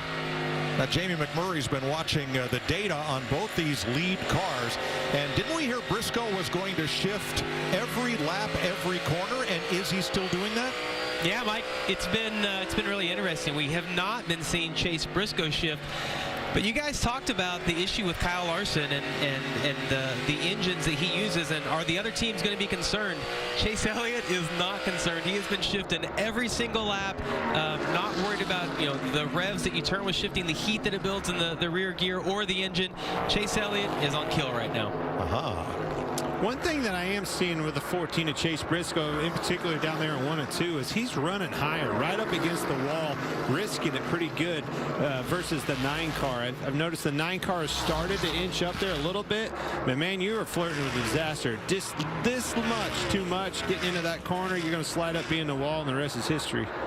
The last win for Stuart Haas, Eric Almirola, last July at New Hampshire Motor Speedway. So here's this Indiana boy out front, Tony Stewart, his boyhood hero. He had the Tony Stewart jammies, then he had the Tony Stewart, video game. He had all the merch, all the everything. He was 100% Tony Stewart. Now he's got the Tony Stewart boss and Tony's car and number. He's got lap traffic ahead and a mirror full of Chase Elliott. I think he's downshifting down there. Do you see how he kind of scored it across the center right there and picked up the throttle? I think that's all because of being able to have that reaction being in 4th gear in the middle of the corner. Well, he's obviously comfortable shifting, so it wouldn't surprise me if the speed's dropping off. They're running high 28s. Here comes that lap traffic I was talking about. And look, now the 9's on there. He was timing this right, got to the lap traffic. This is his opportunity to try to push the envelope and get a pass made. Well, there went the opportunity. But nonetheless, you could see how he was almost just poised and waiting for that to come to fruition, and that's exactly what happened. Don't worry, there'll be more. They're getting into all the lap traffic. There'll be more opportunities to use people as a pin, to pick the right lane. Well, Larry Mack, at the last caution, you were trying to sell me on going 90 laps on this final tank of fuel. What are you thinking now? Yeah, Mike, I still do not see these leaders pitting because we've got 38 laps to go, and really the pace is only about a second a lap off from their fastest lap. So I do not, long as they're full, and we saw for sure like Chase Elliott, they got that 9 car full.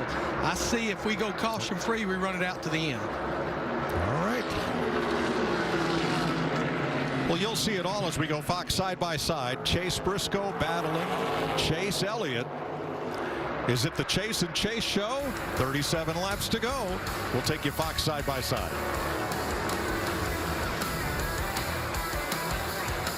Okay, this is a freezer, not a time capsule. Sometimes the house itself can tell you how a young homeowner is turning into their parents. Not those two. Yep, they're gone.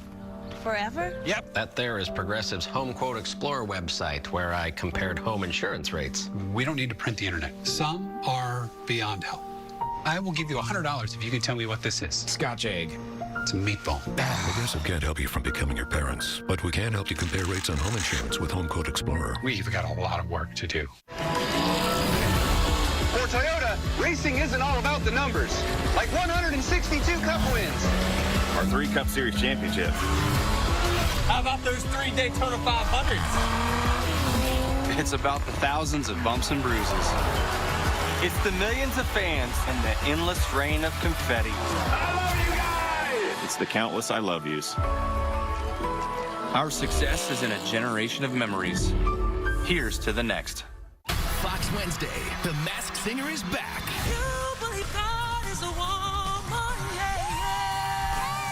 Time to choose your side. The good, the bad, and the cuddly. Brace yourself. It's about to get personal. This person and I know each other.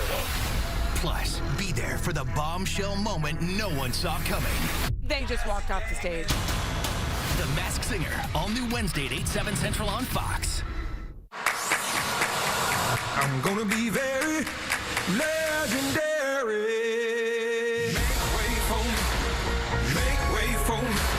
You know I'm gonna be legendary. Make way for me. Make way for me. You know I'm gonna be legendary.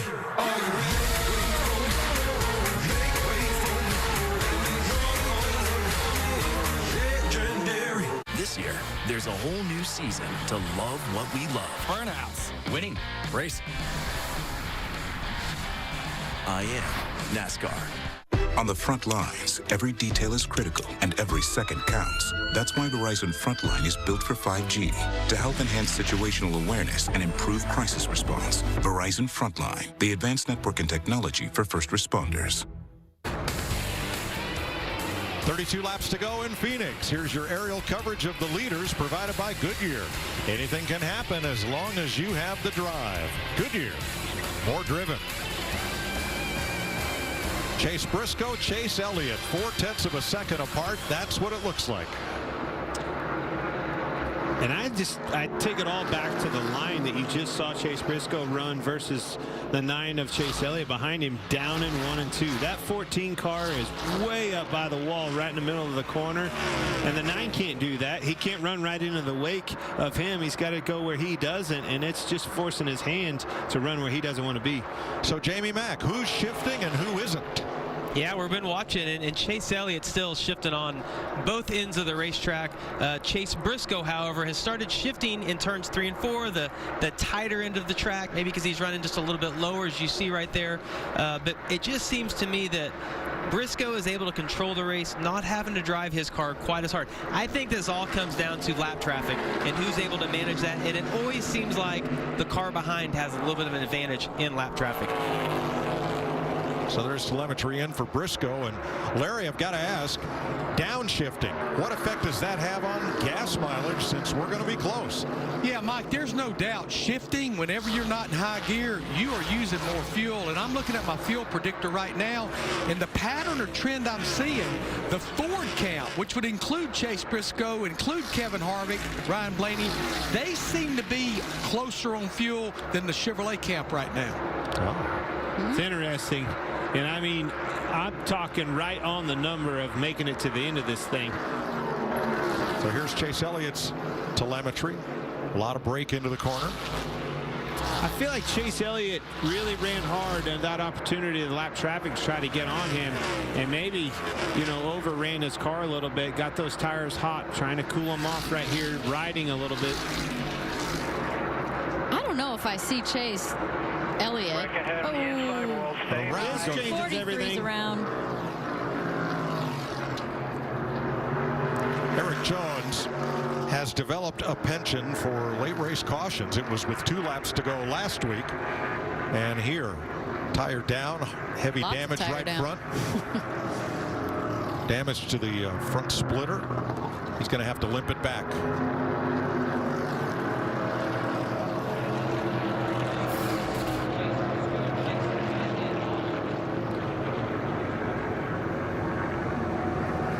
Got loose, got on the throttle, ran out of road.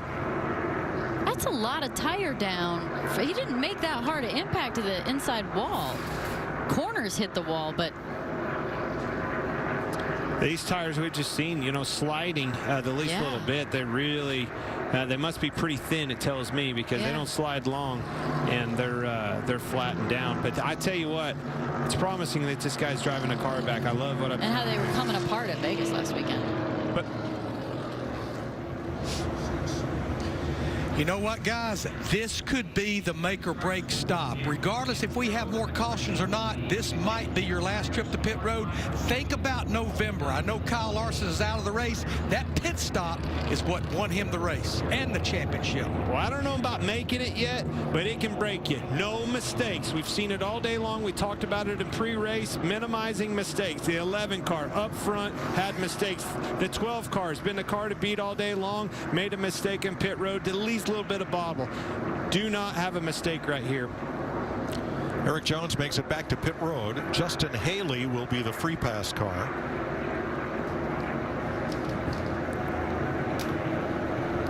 And before the pits open, catching up from last week, Rick Hendrick pledged $200,000 for relief in the Ukraine, plus money for each lap his drivers led last week. That totaled $302,000.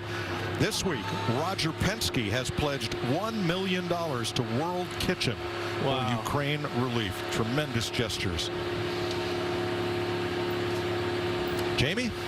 Kevin Harvick hopes to get his first top 5 or even first win of the season, but he said, I need to turn better. That's the main focus. They'll put some tires on it. Meanwhile, the one of Ross Chastain said he just couldn't take off on that last restart. Tight the whole run. 4 tires here to help him. Regan. Well, Chase Briscoe, very calm in that race car, said we've had the best pit crew all day long. No big deal right here. Doesn't want any changes to that race car. Happy with it. Chase Elliott just a little bit too tight, especially in turn 2. He needs it to turn better to win the race. Chase Briscoe will lead them off pit road. 9 car had trouble. That's that mistake. I don't know what it was, but 4 tires lost there. Blaney picking up one, taking advantage of that trouble. And Harvick going to match his teammate. A duel for the Stewart-Haas cars. There's your race off pit road.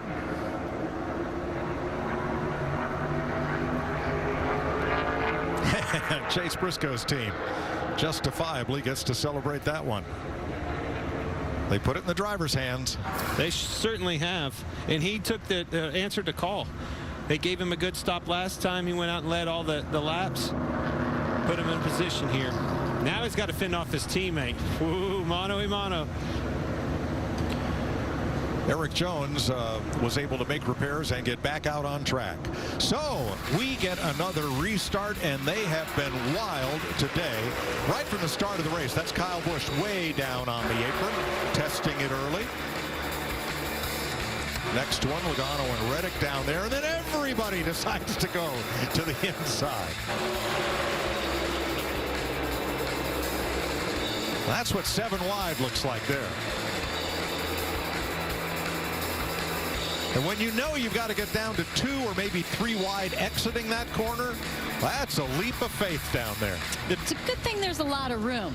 As in 160 feet of room, Yeah. I think we clarified at the beginning. But it's also down there, and I watched Kevin Harvick very close that last stop, and I say this because it could happen again. He didn't go clear down there. He let those guys have it down there, and why I think he did that is so he could have the track position where he wanted to be on the racetrack when they get to the corner. More importantly, got off of 2. William Byron was way down on the bottom on the apron, but he couldn't get off the corner, enabling Kevin Harvick to drive off. There is definitely definitely a different feel when you're approaching the corner from a completely different trajectory. All right, we don't talk about it much. I'm talking it's time to go, time to pick. What are you going to do if you're the leader here? Let's, Jamie McMurray, you're on here. Chase Briscoe is the leader. Is he going to take the outside or the inside? Listen, history tells us you want to take the outside, but based on watching the race today, I'm taking the inside. I'm cutting as much of the dog leg off as I can.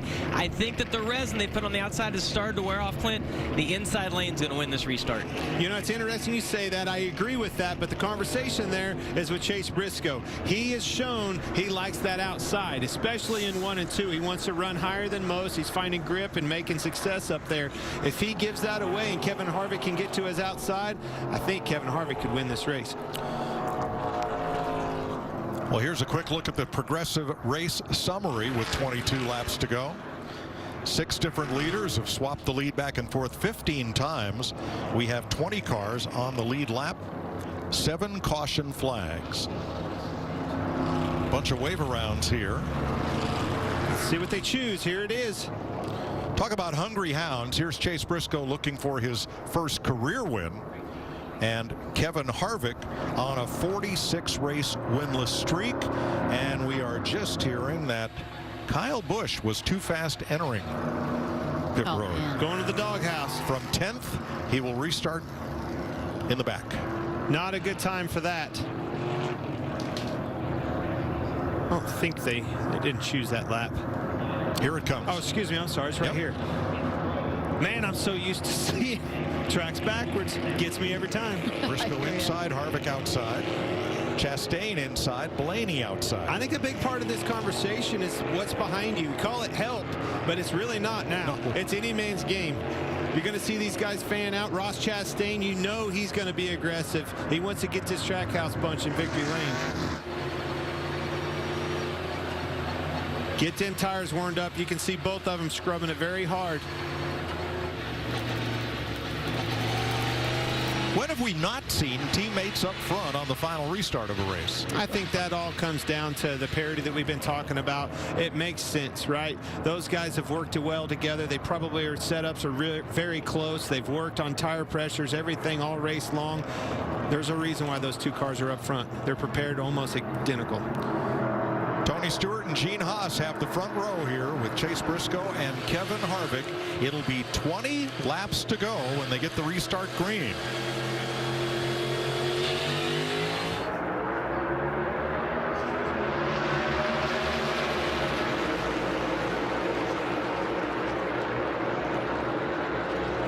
Kevin certainly got to his outside. Ross Chastain got an awesome run down the front straightaway, dove in the middle into 1. And Chase Briscoe did not lift in the middle of the corner. He knew he had to get established, and that's exactly what he did. Chase Briscoe with a power move off turn 2, way high up the racetrack. He and Chastain will battle. How about it? Got a race now. Check it out. Come on, Chastain. I tell you what, it's how do you not root for the kid? I agree. I root for the race, and I love what these late restarts do. So on his close. Outside. So close. Just grabbing all the throttle they can to get the best run off. And that brings Tyler Reddick and Kevin Harvick right to them. That Tyler Reddick's car really took off. Tells me maybe they pumped the pressures up, got him something that he hasn't had. Downtown for Chastain. Can't say enough about the job that Chase Briscoe did. Chastain was underneath of him, didn't have much room on the outside, and powered through, held his throttle and held his ground and held that lead. 3 young guns break away looking for their first career win, all 3 of them. Kevin Harvick on that long winless streak. Ryan Blaney trying to turn his season around. What a battle we've got on our hands. Oh, he's hitting them. Ross Chastain definitely got into Reddick just a little bit. Said, hi, I'm here. He's pushing him, and it's time to push. Maybe Kevin Harvick, with all of his experience, is just going, why don't you kids just figure it out? And I'll pick up the scraps when you get a little too far. Might be about all he's got right now. Those cars are fast.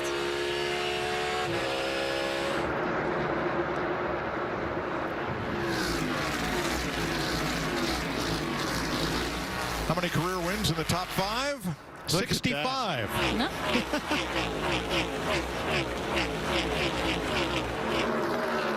The top three have none. Almirola and Hamlin had some contact last time by. Racing for 10th place. Ooh. Interesting. I don't know like if he thought he was clear, thought he could get behind him. Not clear.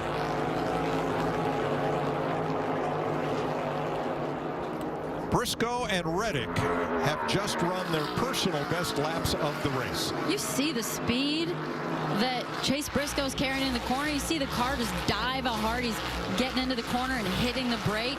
Johnny Klossmeyer's got that thing dialed in. I mean, he has short run speed, he has long run speed, and he's doing a good job running the right line. Very fast in these late stages of the race. And I think all the momentum, again, is coming from that high line. He's got it figured out to run a little bit higher in 1 and 2 than everybody else. And his pit crew did a great job to keep him out front under that caution flag and help preserve that lead. He better be thanking him if he wins this race. They were a big part of that, but it's a team effort. We know that. We've seen that time and time again. Well, it was his right foot in the middle of turns 1 and 2 that got Chase Briscoe the lead back on that restart. Amazing move. He just powered down. Now, you asked me earlier, and I answered it. Do you hear things? Them gremlins in the race car. This is where you really hear them. There is a knot in both of those guys' stomach. Johnny Klossmeyer, he's a good guy. He worked on my car back in the day, and he was always really so smart. I worked with Tony Gibson for a long time. Learned a lot from him, but he's a smart guy in and of himself.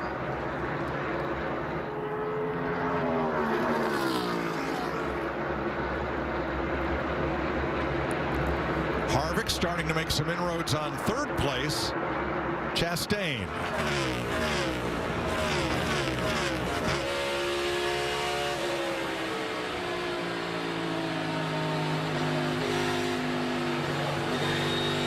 Doing the one still. Clear up behind him if you need it. Just tough to get on the throttle. You know, you're running that shorter distance. You're asking a lot more of the tires to handle that angle with all the throttle, and it just looked like Kevin couldn't really get to the throttle like he wanted to. So no change there. Up front, Johnny Klossmeyer, crew chief, looking for his 3rd different Cup win, and it would be with 3 different drivers.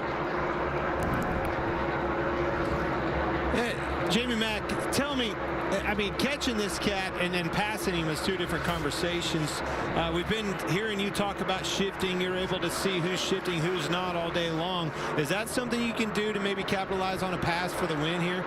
Yeah, and it appears that Tyler Reddick is going to get to Briscoe, but I just think passing him is going to be difficult. You pointed out he's running that high line, and if you can get to someone's outside, it's obviously easier to pass him. I would say Tyler Reddick, though, very fair driver, most likely will not move Chase Briscoe. Never mind, Jamie, there's a caution. Chase Elliott. Oh, now it picks up. That is not what Chase Briscoe wanted to see. I hear you, Johnny. I hear you too. That's exactly what they're sitting on the pit stand hoping will not happen. But now I got a decision to make. If you're Johnny, Larry, I'm going to put it in your hands. What do you do for my driver? This guy is leading the charge, running the right line, doing everything on restarts, everything right. How do you keep me in this position to win this race? No way you're coming to pit road. You only have 11 laps on your tires, and we're going to go back racing probably with only about 3 or 4 to go. Chase Elliott just got loose, just spun out. Kind of all by himself, come up off the corner under the throttle. Thing was a little bit light on his feet, and away it went. I think you're right, Larry. I like that call. I think that, you know, as a driver, yeah, you know, you like to have fresh tires, and especially at this point in time, you'd pump up the pressures. But I think that it's been proven since the very beginning with the 22 at the very beginning, taking 2 tires and holding strong. Like, tires are not as big of a deal this weekend. Early in the race, we had a restart where 4 cars did not pit and stayed out. I think it's going to come down a lot to how many drivers come to pit road and how many stay out there without new tires. Can you get get through all that in the limited number of laps that are going to remain? It's only going to be 3 or 4. No. No. No. It's in your hands. You got to do a good job. You got to get these tires cleaned up, get a good restart, and find that protect. Larry. Yeah, I just think with 20 drivers on the lead lap and with only 11 laps on these tires, you know there's going to be several that stay out, because even if those leaders come, I'm going to do opposite what that leader does. I'm going to stay out. You follow the leader, you know what? You'll follow the leader. That's right. Well, pit road is open, and nobody came. The biggest question that I have, if I'm Chase Briscoe, am I going to take that outside? You know, now I'm on older tires. A little bit different conversation. You heard Jamie McMurray talk about him taking the bottom and the significance of that. I had my teammate get to my outside. I had to be very aggressive and shoot across the middle. It worked, but will it work on used tires? That's really the conversation that I'm really looking forward to, and seeing how he picks to be on this front row. I think it will. I haven't seen, I think as the time goes too, it's probably even less of a big deal. It seems like people are able to still hold strong with tires. I think do the same thing you just did. He cannot let somebody come off of 2 on the outside. 7 drivers came to pit road. Among those on the lead lap, 13 stayed out. Now, next Sunday on Fox, the NASCAR Cup Series heads to Atlanta, where it's a whole new ball game. It's still a mile and a half, but now there's new pavement and a progressive banking. Who can tame the new asphalt and a new package? The Daytona Talladega Super Speedway setup for these cars. So Jeff Gordon in the booth joining us again, and I can't wait for that. You said it. I think you're going to see a lot of passing. I think you're going to see maybe some drafting and a lot of blocking, just like you did in Daytona. Hopefully it goes better than it did down there. It's not the old Atlanta anymore, that's for sure. The final green flag run has been 4 or less laps in every race thus far this season. That's why it's so exciting. All right, so who will join Ross Chastain in cutting the dogleg and taking the shortest route from turn 4 to turn 1? I think about everybody. Yes. Well, the answer is yes. Yes. Blaney, everybody. The biggest thing is you saw Chastain get very aggressive with you know how he was pushing, how he's doing. It's time to throw that all out the window. You're going for the win. You're going to have to rough him up if you're going to win, I think. He's going to put you in a situation where he's going to block your run, and you're going to have to do something to get up there and man, establish some track position. So Briscoe and Chastain are among those who've chosen the inside as we get ready to go. You can see all those, but look at this. This is what I like. You see all those people, packed house, are going to watch every single line you're talking about right there. It's going to be in their face. That's why they changed this track around, the configuration, so these people could see that, and it's going to be right there in their lap.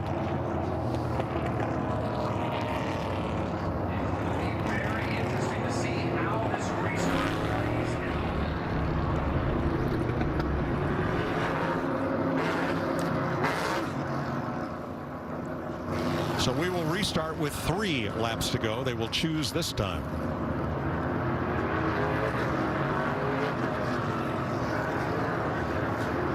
'21 lead lap cars now. Briscoe's, he's going to take the bottom. He and Chastain and Blaney. He's got to block 2 guys that have never won a race. That's the top 3 guys right there that have never won a race. This is as wild as you're going to see, folks. Here's some Tyler Reddick audio. You just think about what you got to do here and just work your freaking stuff. This is our freaking race, and we're going to go out there and freaking get it. A little motivation. As if he needed any. Yeah. Right? Now again, let's revisit this. All he has to do is not be the first guy that fires. If Chase Briscoe spins the tires underneath of him, fair game. Right. They'll come to the Geico restart zone, and as long as Briscoe, who in NASCAR parlance is the control car, as the leader, as long as he hits the gas first, it's a fair restart. I'm looking for Chastain, though. How long is he going to push him? I think you'll see him looking to the inside immediately. Here we go. Briscoe's on it. Didn't happen. Everybody came down. Blocking, but Reddick's to his outside. He's going to shoot across there and do a slide. Get track position. That car is just too strong. 3 wide for second. He's hooked up. He even cut it off the corner. No problem. Easy barreling peasy. in. Good job, Chase Briscoe. Chastain battling for second and takes it from Reddick. 2 to go. Johnny likes it. Likes what he sees there. The old legs are pumping now. 2 to go here. 5-3.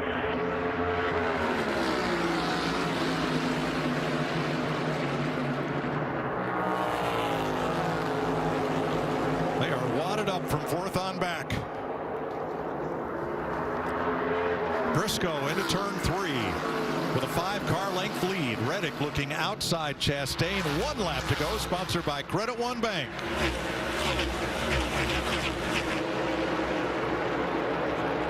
That's a pretty comfortable rear view mirror, or digital rear view mirror, looking out the back for Chase Briscoe. He's got plenty of room. He doesn't need to overdrive it. He can be smart.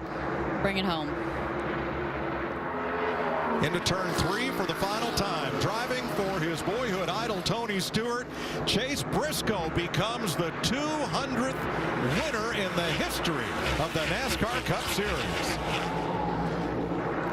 And Austin Dillon is against the wall between turns 3 and 4 after contact on the final lap. Yeah, Daniel Suarez really dove it off in there. Again, I didn't see the rest of the story, but he dove it off in there and hit Austin Dillon in the left rear very hard. There was nothing for Austin Dillon to do. Tyler Reddick giving Chase Briscoe a thumbs up.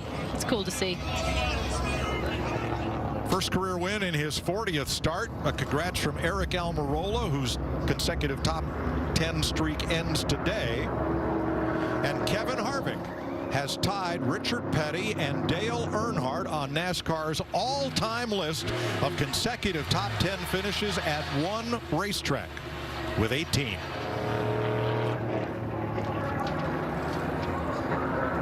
Cool, another new winner. Hey, and I don't think it's the last new winner you're going to see. I mean, he fended off 2 guys that haven't won a race. Oh, that's pretty sporty. Whoa! Hold on to it. That tractor's sexy. Austin Dillon has climbed from his car. He is okay as Chase Briscoe celebrates on the start-finish line. Given the guy that shifted all day, he found reverse pretty easily to get himself out of that. Hey, it tells me a lot about that sequential shifting. You wouldn't have done that in the old car. You'd have shelled every gear out of it in reverse. This kid is going to be pumped.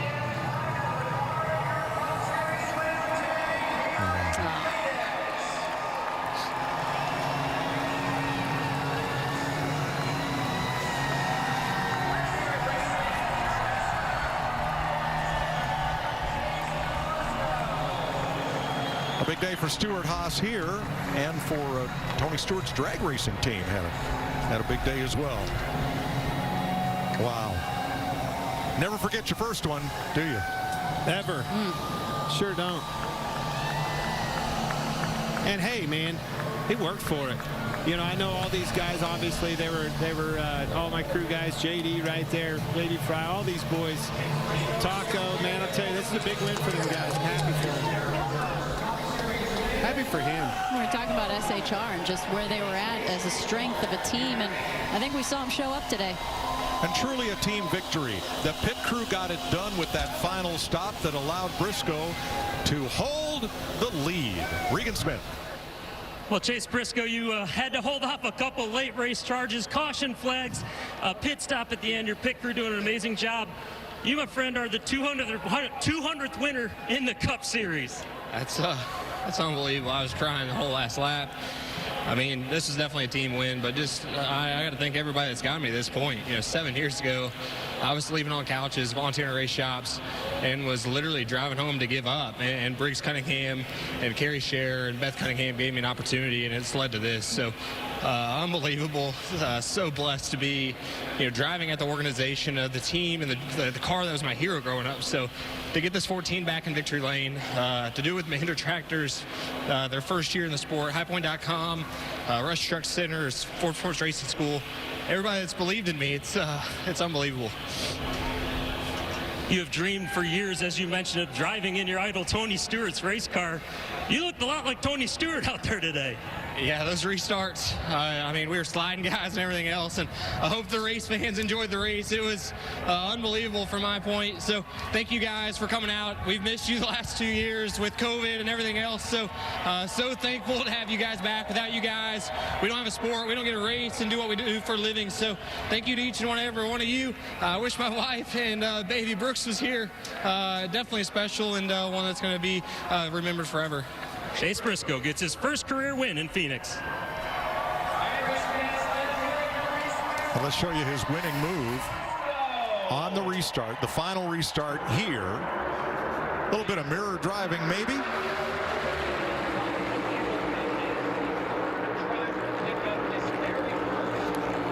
He just got established on Reddick. Reddick got to the outside but couldn't do anything with him, had to lift, and man, he shot across there. The car just made awesome grip. Chastain couldn't get that run materialized behind him. Really, they came off at the exact same speed, didn't have a run, and couldn't do anything with him. Jamie's with the runner-up. Ross Chastain, aggressive, exciting, fast. How would you sum up your day? Like a day at the K1 track. It's that was so much fun to get to race like that at this level. Trackhouse Racing believes in me, and Advent Health and the Moose. These people, they believed in me early in the season whenever stuff wasn't going great, and you know, if we can keep putting these together, that's so cool to race with Tyler and Chase. Yeah, I mean that's everything I've ever wanted, and my crew chief Phil Surgeon, like, people don't know how good he is. His adjustments this year have been so incredible, and he gave me exactly what I needed. We just came up one spot short, but I'm so happy. Second straight top 3 finish for Ross Chastain and this #1 team. Well, a great day for Chastain, but his teammate, Daniel Suarez, who finished 9th today, got into it. There he is inside of the 3 of Austin Dillon. He got in the corner. Well, he's blocking Kyle Busch.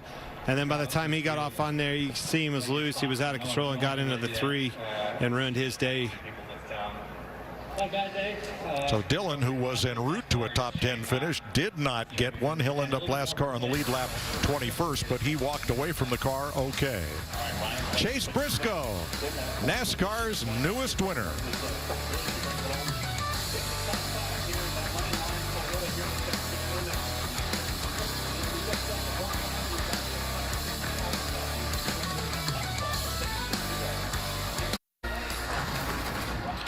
Chase Briscoe is headed for Rouff Mortgage Victory Lane, where he will join these other under 30s. In fact, the last, 10 races have had winners under age 30. Wow. The duel in the desert. And we showed you the last restart, but Clint, I think it was the next to last restart where Chase Briscoe got beat going into turn 1. He just powered around the outside of Ross Chastain, reestablished the lead, said, hey, I'm the man to beat here. Team effort. The boys got me out of the pits, gained 4 spots on that stop that you're talking about. He did a good job behind the wheel, getting up through the gearbox so hard with all that pressure on you, and then you had him coming on you on both sides. They was on the inside, they was on the outside. You had to get across that middle to get established. By the time you get off of turn 2, he did that, and he's sitting over there in victory lane. Pretty cool to see for Chase Briscoe and that 14 bunch. Chase Briscoe clearly trusted his car. No matter where he was on the track, he barreled it in on that last restart. He carried so much speed in, but he still had enough grip to pick up the throttle and even cut the corner a little bit off. Like, obviously, he was very comfortable with his car. And to your point at the top of the day, they made all the right adjustments and made no mistakes. Here's Regan Smith with the 3rd place finisher. Well, Mike, one of those cars that was battling Chase Briscoe at the end of that race. Tyler Reddick. Tyler, a good race car all weekend long and all day long. Just a little bit short at the end there. Looked like maybe on the restarts, just not quite as good as Chase. Well, I thought we got a really good launch considering all things, being right there with him going into 1. But I knew about how deep I could drive it in turn 1 all day. I thought I got pretty good heat in the tires, and I still overstepped it. I couldn't have drove it any deeper than I did, and I thought I was still going to get up in the fence. Chase was able to just drive it off in there, kind of like dirt racing, and clear high and take the lead. So it was a lot of fun. It was great to claw back from hiccup we had earlier in the race. everyone on this guaranteed rate Chevrolet did a really, really good job all day. We had one little miscue that took us from 2nd to 12th, but my pit crew did an amazing job. They got us right back out of that hole, and we had one good restart there at the end to put ourselves in position. So it was a fun day. It was a nice day, a nice way to recover. It was nice to recover from a mistake that late in the race, and still be battling for the win there at the end. So all in all, great day. We'll see what else we can learn from this and get ready for what lies ahead. Thanks, Tyler. Tyler Reddick finished within a second of the checkered flag. What a great duel in the desert. Chase Briscoe, the winner. Clint, Jeff Gordon, and I will see you in Atlanta. Danica, thanks for joining us in Vegas and Phoenix. And the Charlotte studio will put it all together for you right after this. So in 2020, Chase Briscoe said he needed to win 9 Xfinity Series races in order to get a Cup ride. He won 9 races, and today he proves that he belongs here, winning his very first Cup Series race. And just think about it. Last year, he had just 3 top 10s. Congratulations to Chase Briscoe out there in Phoenix. And we started the day, guys, talking about our Stewart-Haas racing driver who was really good at Phoenix. It wasn't Chase Briscoe, but he said, I can do that too. Well, and again, to your point, 3 top 10s, no top 5 last year, 3rd in the Daytona 500, and now backs it up with a win. I'm telling you, he's coming to life. It was so much fun to watch the end of that because you had 3 guys that had never won a Cup race before, and so you're kind of rooting for all 3 of them. But Chase Briscoe had a great car. He put it together the last 100 laps, had the best car, and had to do it on 2 different restarts. And by far the most laps a winner of the race has led in 2022. Larry, what did we learn during this West Coast swing? Other than Las Vegas, Toyotas, they've got some work to do. Big time. All right, what do you think? Yeah, well, I think Stewart-Haas Racing, think about it, what a difference a year can make. Eric Amarillo's got off to a great start. We saw Kevin Harvick run well today, and then obviously Chase Briscoe wins the race. Tony Stewart kind of predicted this. He said he thought this would be a great season for Chase Briscoe because of the next-gen car and, of course, practice being back. Next on Fox, it is The Simpsons, and, of course, next Sunday we got coverage from Atlanta beginning 1:30 Eastern on FS1, 2:30 Eastern on Fox. And don't forget, you can catch Race Hub weeknights at 6 Eastern on FS1. Larry Mack will be there tomorrow. I got the flavor. I got the flavor. I got the flavor. I got the flavor.